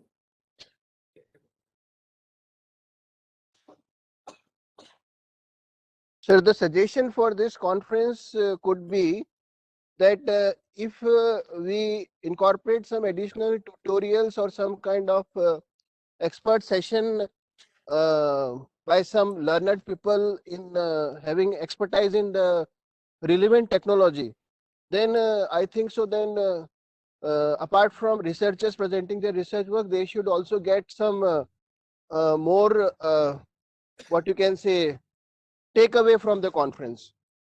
So but that requires some active participation also, as well as it requires like rigorous working also, both from the participant sides as well as from the organizer side, and it may also stretch the days of the conference. So this was one of the suggestions. Thank you, sir. We are taking for your suggestion. Mr. Sachin Tiwari, do you want to share your experience? Yes, sir. Good evening, Yeah. sir. I am Sachin Tiwari from NIT Uttarakhand. Thank you, sir, for giving me opportunity to present my paper in this wonderful conference. It was my first conference, and I learned a lot of things: how to improve my knowledge, how to improve my the technical work, and also how to improve the quality of paper. So thanks a lot, sir, especially Dr. Vivek Tiwari, sir, especially you, sir. Thanks a lot, sir. Thank you. Thank you. Thank you so much.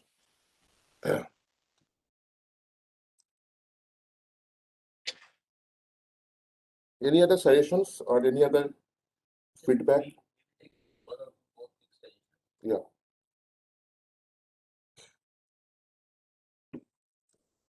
We can take one or two more suggestions, quick suggestions. So if anybody have any suggestion, please chat me, or you can unmute yourself and you can also share your experience.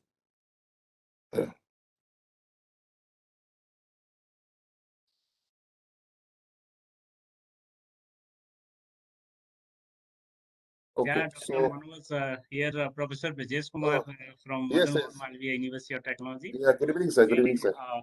it's a nice conference. So in future, we also associated with you. Jointly, we can plan from Madan Malviya University of Technology, Gorakhpur, as well Yeah. as IIIT Raipur. Thank you. Thank you very much. Yeah. Thank you, sir. And thank you for your time. Yeah. Thank you, sir. Yeah.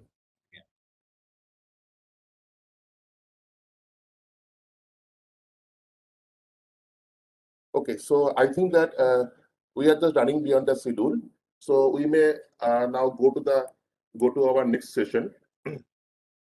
So now all of you know that this conference is actually a long journey, and it is an effort of all the coordinators and from the IEEE inner faculty members, staff members, those who have done this successfully during day and night effort. So now I would like to request all our coordinators to share their experience about this conference. So firstly, I would like to request our Dean R&D, Dr. P.P. Paltani sir, who is also an organizing chair of this conference. Sir, please come and share your experience in 2 minutes. Thank you, sir.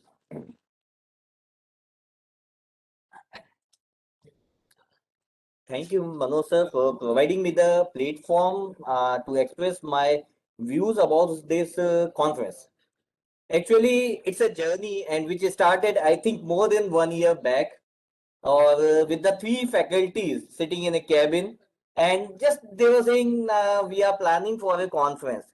And the thing is, we do not know how, but actually the God is with us, and slowly मतलब चलते गए रास्ते में लोग मिलते गए और कारवा बनता गया. It's something like that.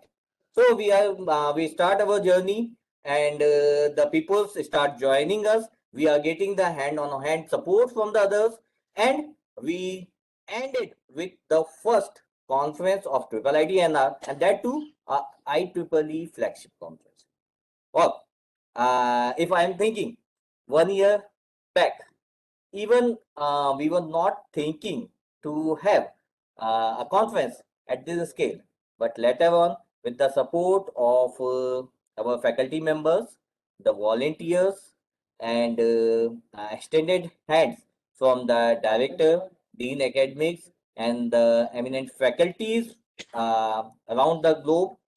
Okay, and so we are here, and that means it's something like a dream that comes true, that we are proceeding towards the valedictory session of this conference.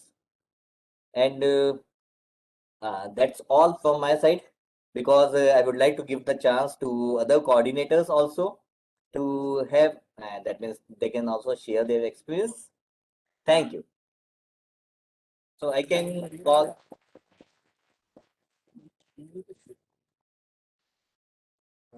Thank you so much, sir, for your nice experience. Now, Dr.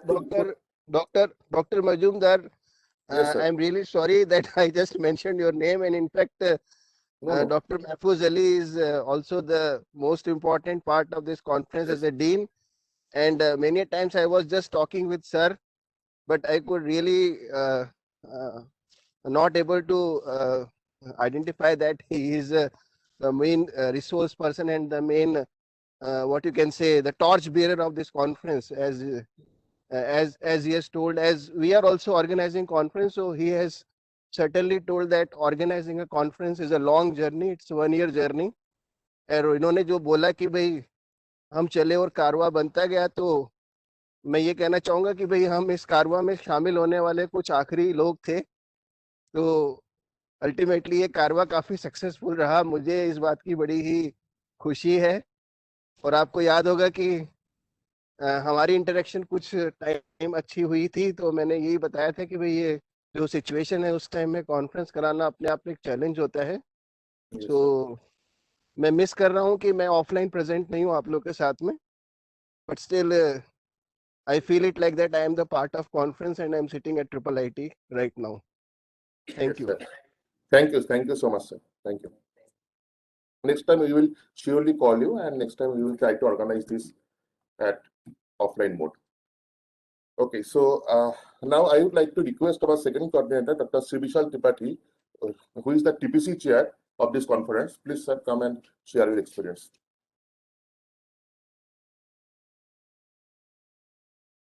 Thank you, sir. So good evening to one and all present here. So it was a wonderful journey to be associated with this conference here.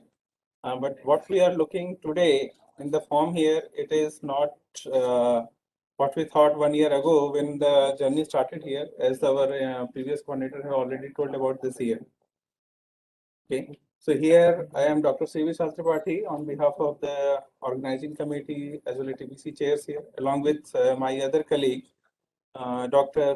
Sandeep Yadav from IIT Jodhpur, Dr. S.K. Behra from NIT Rourkela, as well as our internal departmental colleague, Dr. Ramakrishna Bandi and Dr. Mithilesh Chaube. So this was our entire team who are managing the overall TBC activities here, being the one of the main important aspects of the conference here, because we have to go through the several papers and complete the review process here. So this journey can't be completed without giving the thanks to the reviewers here, because those were the key pillars of this entire journey who has contributed timely, and based on their contribution, we were in a position to complete the task on time here. Okay. So TRIBES conference marks more than a year since the seed was planted here and was nurtured. And now we can proudly say that it has been bearing fruits even through the format was changed from the initial mode of offline to the hybrid mode here. But despite the pandemic, we refused to release our own commitment and hosted the conference in hybrid mode here. We embraced the opportunity to expand our creativity, develop new competencies, and reach an even wider audience here. We are indeed happy for the sustained commitment of our technical partners, IEEE, IET, and the sponsors, Interpol Technology and Integrated Microsystems here, as well as our participants who have assured us that indeed we are doing something right things here. But along with that, our administration with Director Sir, Dean Academic Sir, and our Dean R&D Sir here, who has given the constant motivation and guidance here, because initially once we changed the mode here, at that time their input as well as the motivation was the one thing which keep us involved in this overall activities, and we are able to reach the goal here in the last time next year. Along with that, a lot of inputs comes from our advisory team here, co-general teams here, general chairs teams here, the professors, senior professors involved in those teams here. So those input was very helpful at the early stage, because being the new institute, we have not too much exposure here. So we are getting the ideas from them here, and we are just implementing those here. Okay. So along with that, we hope that in its coming version, we are going to improve a lot with the feedbacks, what people have given to us here. Along with our own experience in this journey, we are going to take it positively and try to improve in the upcoming version. Thank you. Thank you very much to each and everyone who has contributed a lot here. Without your support, it was not possible. Thank you.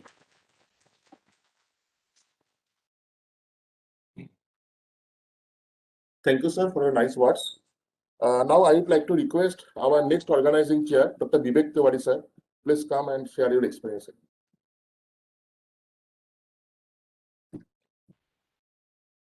Thank you.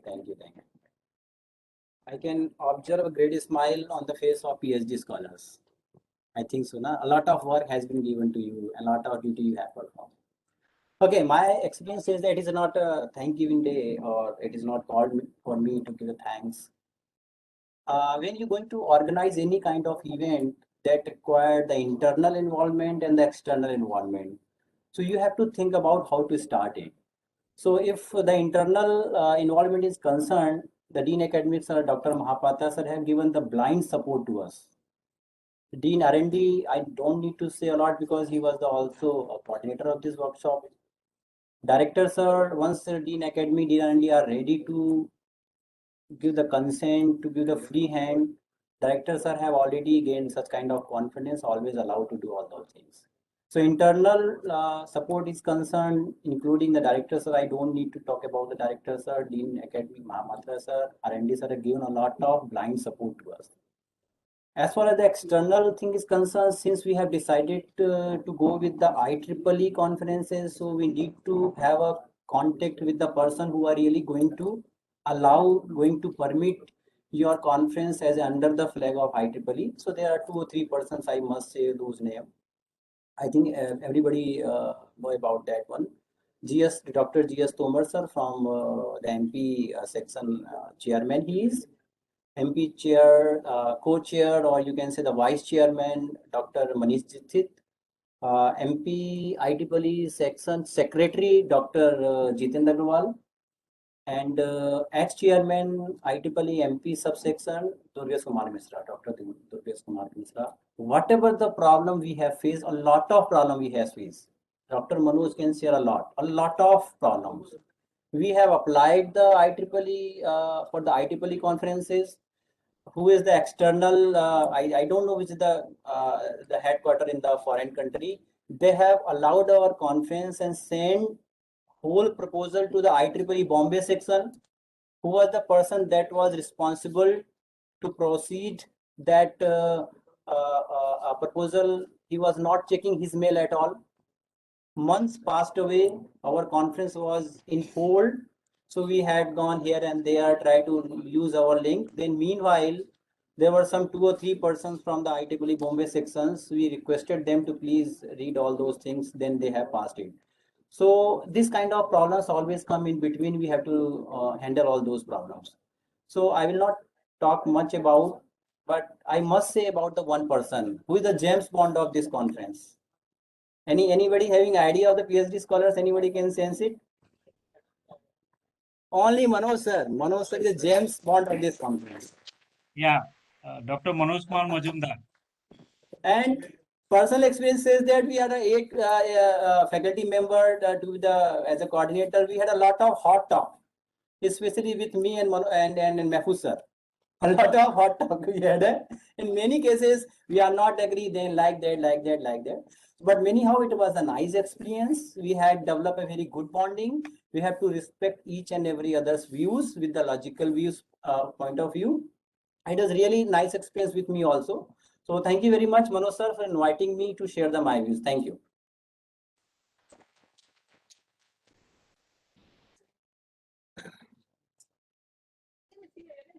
Thank you, Dr. Vivek sir.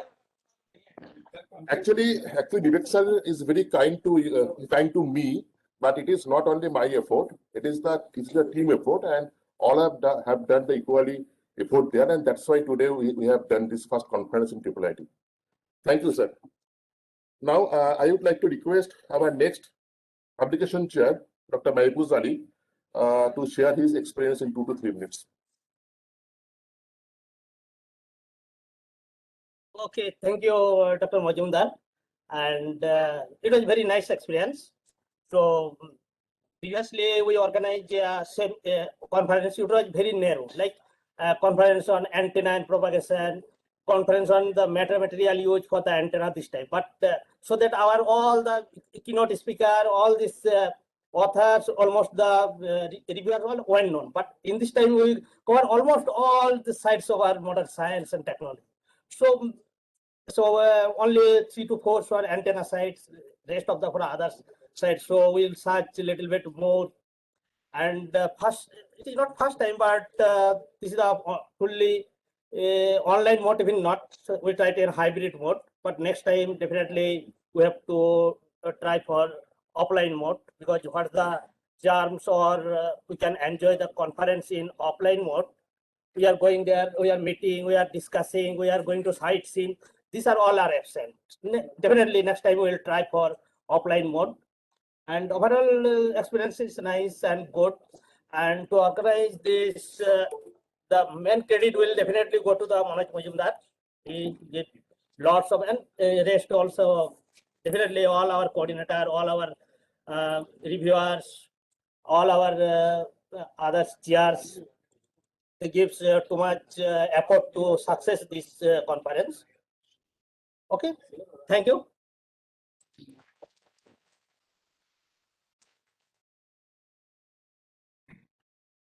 Thank you, Dr. Mahfuz Ali, for your nice experience. Now, our next organizing committee member, Dr. Anurag Singh. Please, sir, come here and share your experience.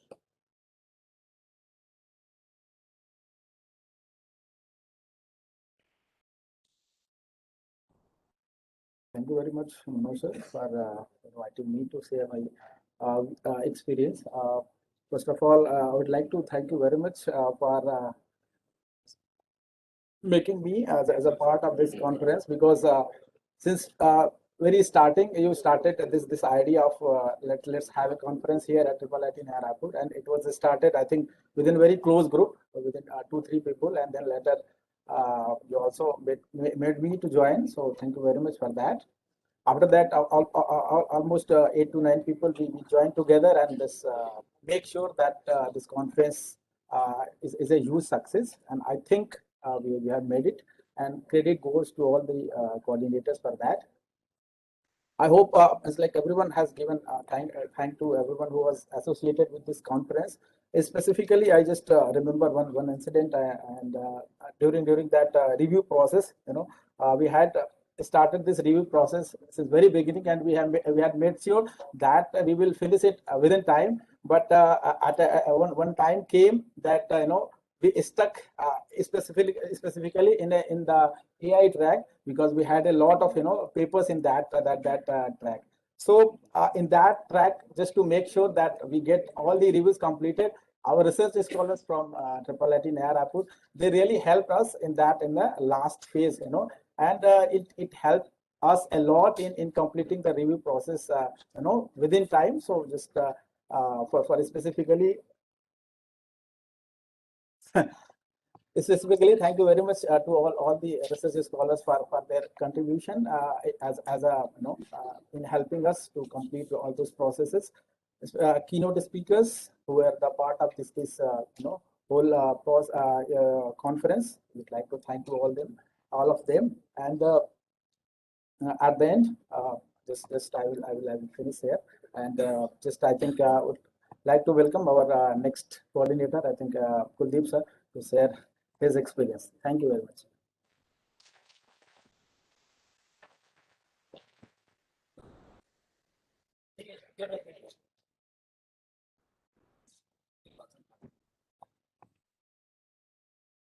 Thank you, Anurag sir. So, a very warm good evening to everyone present here. Respected dignitaries who have joined this event in virtual mode, our Dean sir, faculty colleagues, research scholars, MTech students, I think some of BTech students also. So I, as a co-coordinator, thank you everyone for your immense support to make this happen, to make this event successful. As Dean sir mentioned in his vote of thanks in the inaugural session, that this is first international conference in IIIT, first of its kind, having 7 different tracks and very vast number of topics included in this conference. So, I mean, it is very clear that how happy we are, how thankful we are to all of you, those who have supported us during the conference, before the conference, and of course post the conference, right? Because we need your support after the conference also to publish the papers, to complete all the formalities. So I once again thank you everyone who have directly or indirectly supported us.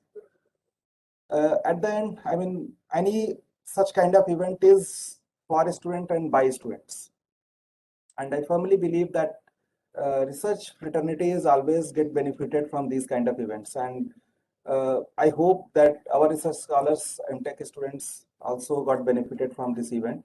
So it is for them only, by them only. So thank you especially to all of them, and yeah, thank you so much.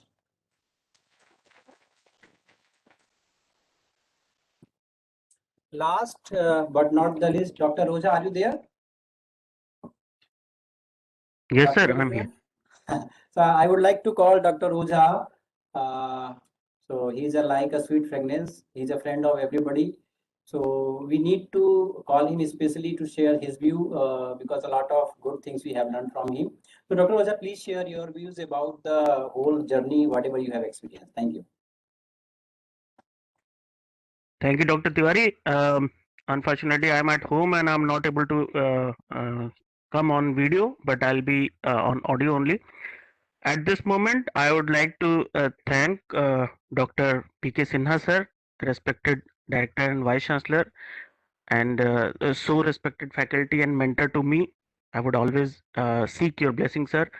Dr. Mahapatra, Dr. Manoj Majumdar, Dr. Paltani sir, Dr. Tiwari, Dr. Anurag, Dr.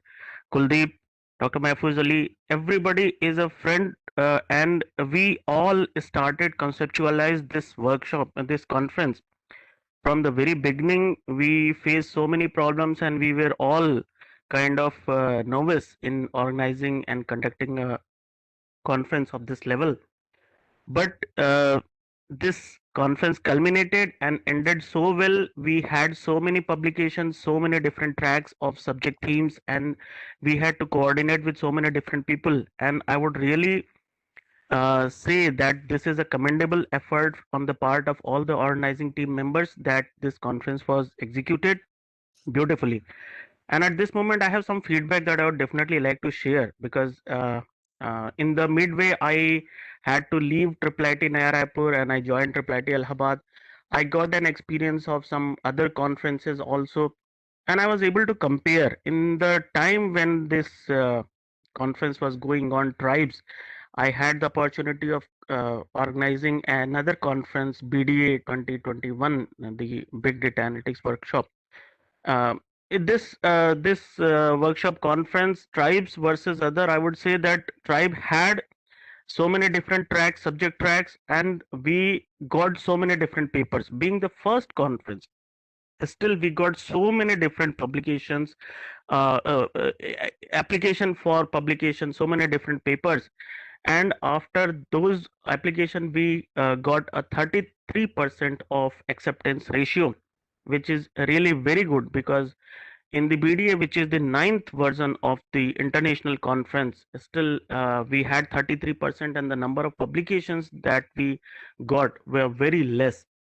So the amount of application we received, the amount of encouragement we got, the amount of support that we got from the researcher community is also very commendable. And in this stream, since we had different set of subjects, like almost all the research streams of electronics and all the research streams of computer science, we should in the future try to restrict our acceptance ratio to 20-25%, because a lot of international researcher and research community only encourage those conferences which have 20 or 25% of acceptance rate only. So this is the first year we have got 33, and that is really very commendable. But we should aim higher, and from next year onwards, we have the support, we have the encouragement of the experience that we received this year. We should definitely focus on that. And one more thing I would like to suggest. The review process is the one of the toughest thing, as we all were part of it, and we all had to do much more reviewing than our initially accepted share of quota. So every organizing committee member had to do so many reviews of the papers, because external reviewers were not very keen on reviewing papers, because you see, this is the first version, and not many people thought of very highly of this conference. But still, we got our contacts to review these, and PhD student had to run behind every reviewer to get them review the papers. But somehow we should think of if we can manage some kind of remuneration for paper reviewing, because there are so many conferences going on in this period of December, November, December every year, that every academician is busy in either their academic duties or reviewing paper from some conferences, and almost every institute is organizing their own conferences. So somehow we should also think upon these lines, that from next year we should have a lower acceptance ratio.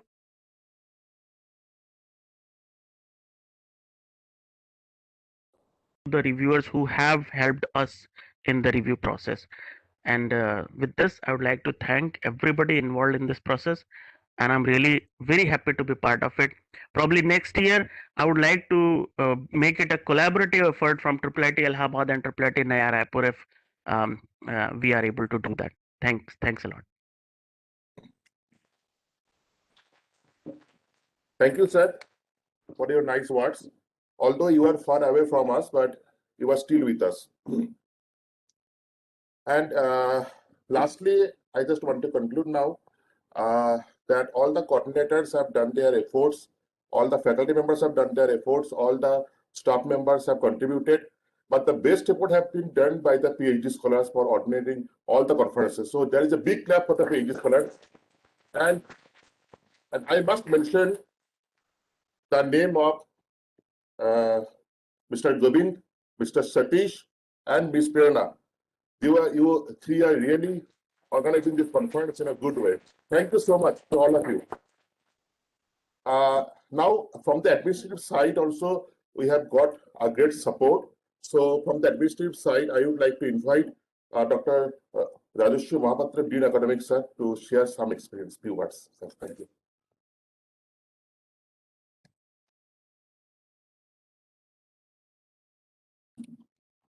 Thank you, Dr. Majumdar. So from IIIT, this is the first conference, and from the feedback, Dr. Roja and others, right? This is the conference which have a very vast, wide area to getting the papers in that wide area and review them, and finally that accept and completing, asking them to present the paper. So this is a very huge task. I think that for the feedback, we got that we have done these things very professionally. Right, so in the online specifically, maintaining everything on time, right? To maintaining the proper timing, this is very important. And I think that in the last 3 days, we are in the end of the conference, and the last 3 days, we have done and maintained the proper timing of all the sessions, right? The all session chair they are presented, all keynote speaker had given their talk, and all papers have been presented as per the schedule. And with that, I think that this is a really commendable job by the organizer and the volunteers, and also the authors, essential everybody. And although it is a first event, first conference organized by the IIIT Raipur, and this is the first conference by the IEEE MP section. Right, although it is the first event, but by listening the feedback, right, I can say that we have the organizer has done it really beautifully and professionally. So I thanks to all the organizers and the volunteers. And even that we really miss the offline conference charm of the offline conferences, right? Although we are meeting through the webinar, through the online, but meeting in offline is really a busy. So maybe that when the Corona period got over, we'll be in that, we'll be organizing our next conference offline. And whatever the problem we have faced this year, right, which has been shared by the many people. So maybe the next time we'll take care about all the things. And with this, that I'll hope that next any conference, right? Maybe that like we offered that we can do the collaboration with the other universities also. Maybe really we can do, because conference is not that specific to a particular institute. Definitely, next time we'll do the organize the conference in a collaborative manner. So maybe we can share, we can find out a model that how we can share all the activities, right? But at the end, yes, there is so many feedback. Maybe that some are possible, some are may not possible, but definitely we'll discuss all the feedback, and we'll take an appropriate decision on that. And we need to, at the end, I can say that even that if there is some lag to organizing something, but we need to organize this kind of conferences again and again every year, so that at least we can spread the awareness of the research, and we can encourage people to do the research. And as this is also a vision of the IIIT Raipur, right? We are our vision telling that we make that IIIT NR as a one of the research lab in a central India. That is the vision.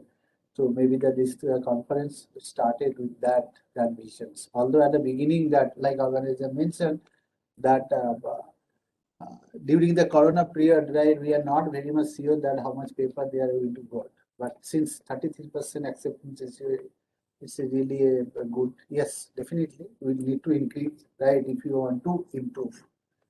But next time onward, definitely we are moving into that direction. And finally, that I thank to all and organizing such a beautiful conference. Thank you.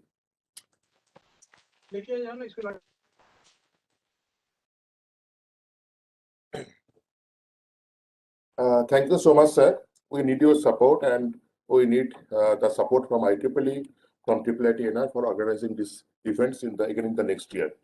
Apart from this support, I must mention the support also from the MTech students. Also, I got a great support from the some of the MTech students, MTech India students, and I must mention two names there, that Mr. Shubham and Mr. Kunal. They have done a really great job. They have always did a lot, and today actually all the conference photos and videos are possible only because of them. Thanks to both of them. Now, this is the session of the felicitation to the coordinators. So, firstly, I would like to request our Dean Academics, Dr. Mohapatra, to Dr. Mohapatra to felicitate our organizing chair, Dr. Punna Pachanna Paltani. Sir, please.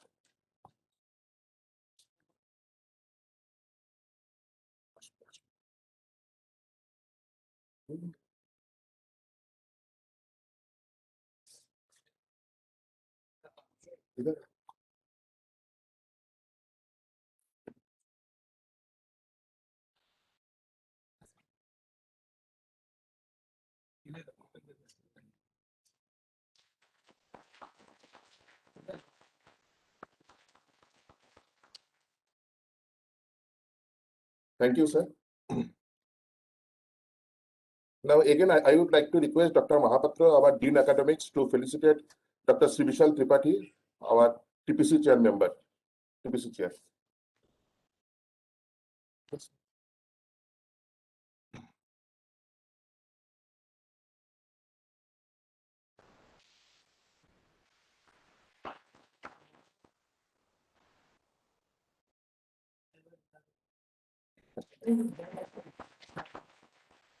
Thank you, sir.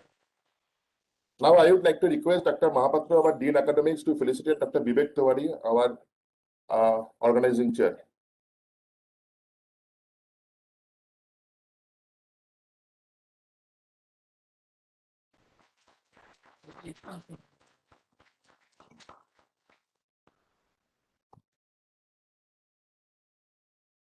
Now, I would like to request Dr. Mahapatra, our Dean Academics, to felicitate Dr. Anurag Singh,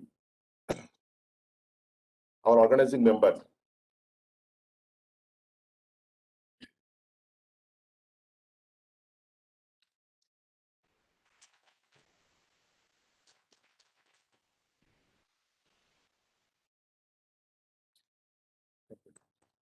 Thank you, sir. Now, I would like to invite our Dean R&D, Dr. Punnabasanna Paltani, to felicitate Dr. Mahfuz Ali with a token of thanks.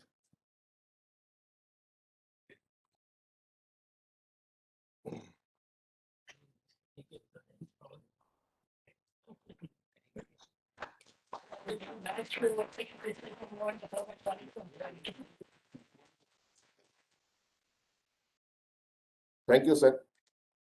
Now, I would like to request Dr. Punnabasanna Paltani, our Dean R&D, to felicitate Dr. Kuldeep Singh, our organizing member.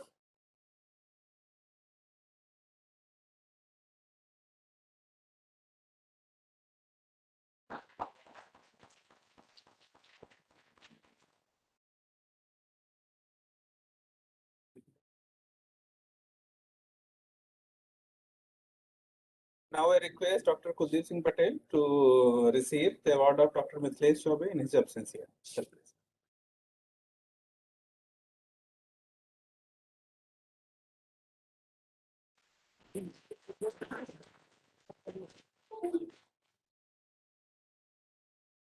Now I request Dr. Manoj Majumdar to receive.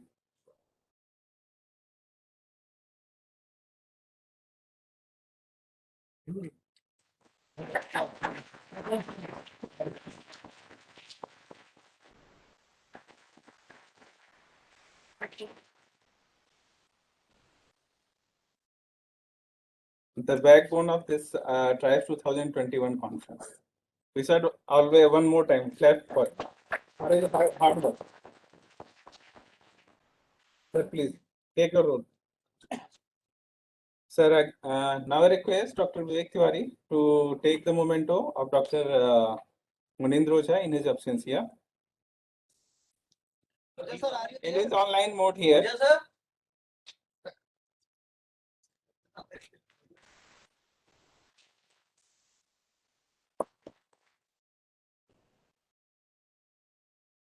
Now request Dr. Manoj Majumdar to continue.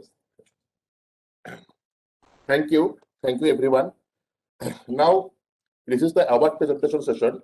So I think that every participants are waiting for this award presentation session. So now we are going to announce the awards. So as you know, that is in our whole conference, there are 7 technical tracks. And so for the 7 technical tracks, there will be 7 best paper awards will be there. That is best oral presentation awards. And 1 award will be for the young researcher award. So to declare the award part, I would like to invite Dr. Mahfuz Ali, the organizing member. Please come, sir, and please declare the awards on behalf of the TRIBES 2021. Okay, thank you, Manoj Majumdar.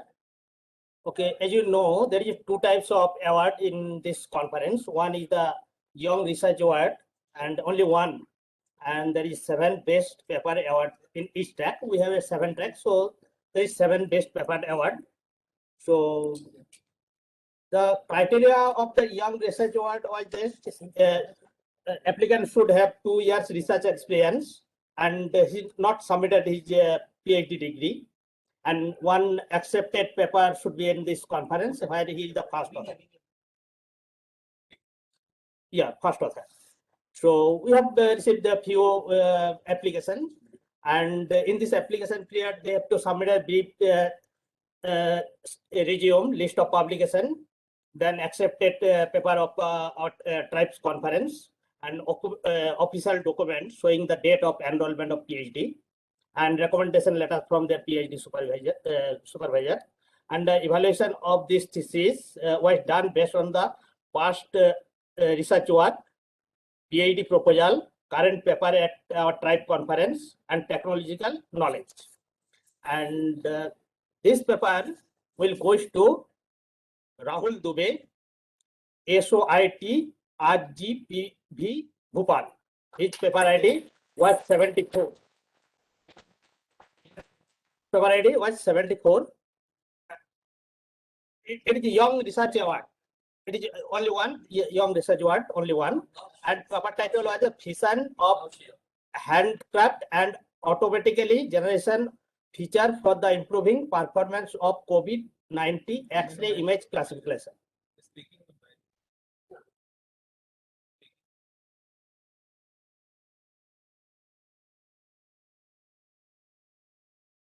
Okay, then we have to, I'm going to ask the best award in each track. So we have received this paper was judged on the following points in merit. Okay. Presentation 20 marks was on presentation, and quality of works 20 marks, contribution to science and technology 20 marks, and innovation on entrepreneurship 20 marks, and the marks was given by the track chair. So we have collected marks from the each track chairs, and best paper award in track 1, innovation in VLSI and robotics, will go to the Omendra Kumar Singh, NIT Delhi. His paper ID is 69. And the paper title is Performance Investigation of Extended Vertical Double Gate Tunnel Field Effect Transistors. The author is Baljeet Kaur. So this is the for first track. And for second track, Advancement in Communication and Signal Processing. The prize will go to Priyanka Khanna, NIT Raipur. Her paper ID is 143, improving the classification performance of the bridge ultrasound image using deep learning and optimization algorithm. This is for track 2. And for track 3, emerging trends in antenna and microwave, the award will go to Pooja Sharma, Central University of Jharkhand. Her paper ID is 155 and paper title is Optical Add Drop Filter based on a square ring resonator consists of octagon shape core. Co-author is Manmohan Gupta and Nikhil Ghosh. Nilakha Ghosh. Okay, this was for the track 3 and award goes to Pooja Sharma. Okay, it's fine. Okay, now we have to come to track 4, intelligence, computation and analyze. Then award goes to Deepak Singh, NIT Raipur, and his paper ID is 47. Multiple aggregation model using ensemble classifier for the future selection, a homogeneous approach. And co-authors are Dilip Singh Sisodia and Sompa Singh Keshori. And track 5, recent trend in IoT, recent trend in Internet of Things. The award goes to Sakshi Anand, Maharshi Markandesh Engineering College. And her preferred ID is 172, hybrid security mechanism to enhance the security and performance of IoT system. And her co-author is Avinash Sharma.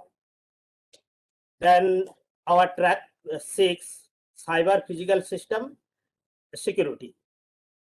And award of this track will go to Rashmi Singh, affiliation from L and City University.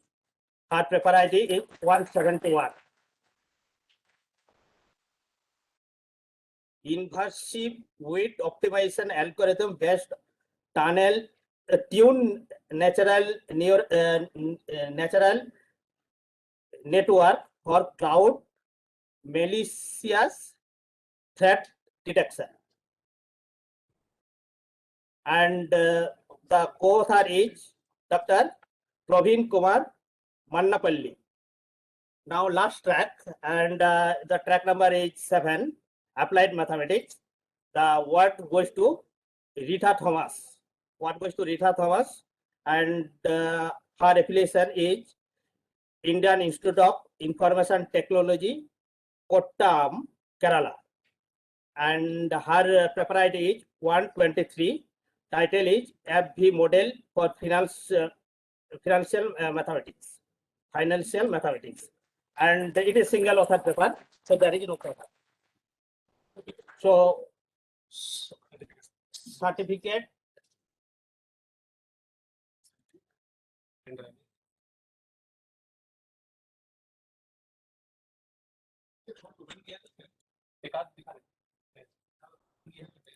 okay, later we will send the certificate and the other prize. Just one you. This is the certificate.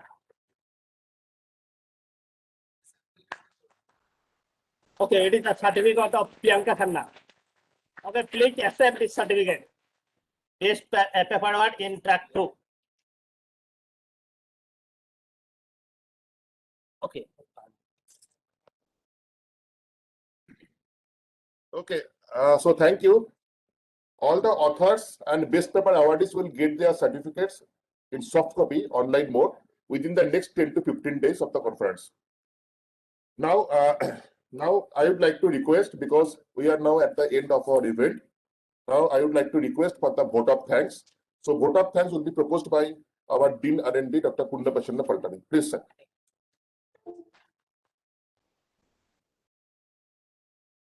Okay.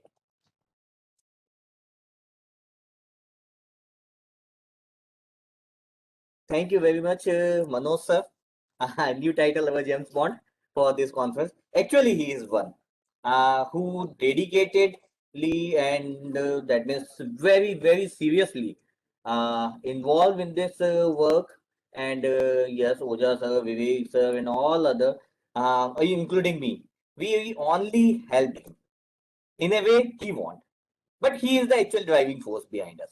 Well, it's a matter of pleasure, and yes, we are approaching towards the end of the conference. Yes, and that means it's always very hard to say goodbye, but with a promise that we will meet again with the tribe next version, tribes 2, okay, in next year also, or maybe as per the discussions we may have some other approach or in the form of the inter-institutional organizers also. Okay, so let's start with the formal word of thanks. So yes, although that means our director sir, he is always omnipresent with us in the institute. So start with the honorable directors and the vice chancellor. Our keynote speakers, Professor Satish K. Sharma, Professor R.B. Pachori, Professor Subdesh Das Gupta, Professor Yagya Narayan, Professor Shruti Dubey Madam, Professor Brijesh Kumar. He also given us valuable feedback, and Professor Chinmay Shah and Professor D.K. Mishra.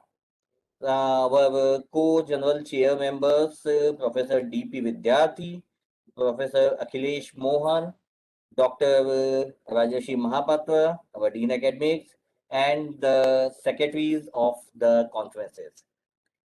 So, dear advisory committee members, track chairs for all the 7 tracks, my dear colleagues and volunteers as well as participants. There is a very good saying in The Alchemist, okay, which also tells us about the story of this conference, and that's when you want something, the whole universe conspire in order for you to achieve it. And our story is almost same. Okay, so we are trying something, but because of this conspiracy of all the universe, we achieved this. Okay, and it's my privilege to propose a vote of thanks on this occasion. I, on behalf of Triple IT Fraternity and IEEE Tribes 2021 organizing team, our participants, and on my own, extend a very hearty vote of thanks to all the keynote speakers for gracing us with their words, sparing time for the events, and sharing their views with us. I would like to take this opportunity to thank Dr.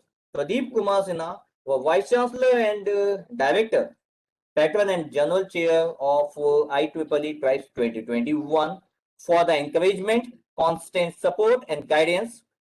I may like to thank Co-General Chair members, Professor D.P. Vidyarthi from JNU Delhi, Professor Akhilesh Mohan, IIT Roorkee, and our one and only Dean Academics, Dr. Rajeshi Mahapatra, for guidance, constant support. Your presence make this Hercules task possible. And one thing about the deans, I can say that whenever we had the deans here, it's like मैं हूं ना, बाकी सोचने की जरूरत नहीं है. He's always with us, and it's like okay, we can. मैं हूं ना, it's like. And directors think big, move, हो जाएगा सब, plan it. And because of these two persons, we can move anywhere or we can do anything. Yes, I wish that means continuation again. I wish to extend my gratitude to Dr. Manoj Majumdar. He is the most famous person now in this conference. Dr. Vivek Tiwari, Dr. Shri Vishal Tripathi, Dr. Mehfooz Ali, Dr. Anurag Singh, Dr. Munendra Ojha from Triple IT Allahabad, Dr. Mithilesh Chaube, and Dr. Kuldeep Singh. Secretaries of IEEE Tribes 2021, who work for day and night to make this event possible. I may like to express our serious thanks to the sincere thanks to faculties, staff, volunteers from MTech and PhD for the time-to-time support, assistance in making this event a grand success. Well, an event like this cannot be happened overnight. The wheel start rolling month ago. It requires planning and a bird eye for details. We have been fortunate enough to be backed by a team of very motivated and dedicated colleagues who knows how to finish a job with utter professionality. I am very grateful for the whole team of Tribe 2021. Let's have a huge round of applause for them. I would like to thank the volunteers for their involvement. I am thankful to the faculties, researchers, and who participated around the India, around the globe in this conference. Last but not the least, I extend my thanks for the wonderful participants, our sponsors, and people, and IMS Technologies. This vote of thanks will be incomplete without our technology partners who not only shows their interest in us and also extend their full support for us. I thanks here IEEE Bombay and IEEE MP sections, IET and IEEE student branch IIIT-NR. And last, Udyameni hi Siddhanti Kavyani na Manorat. Works get accomplished by sincere efforts, not merely by wishes. Hence, thank you everyone for your involvement and your willingness to take on the completion of this task beyond your comfort zone, even during this period of global pandemic. Thank you everyone.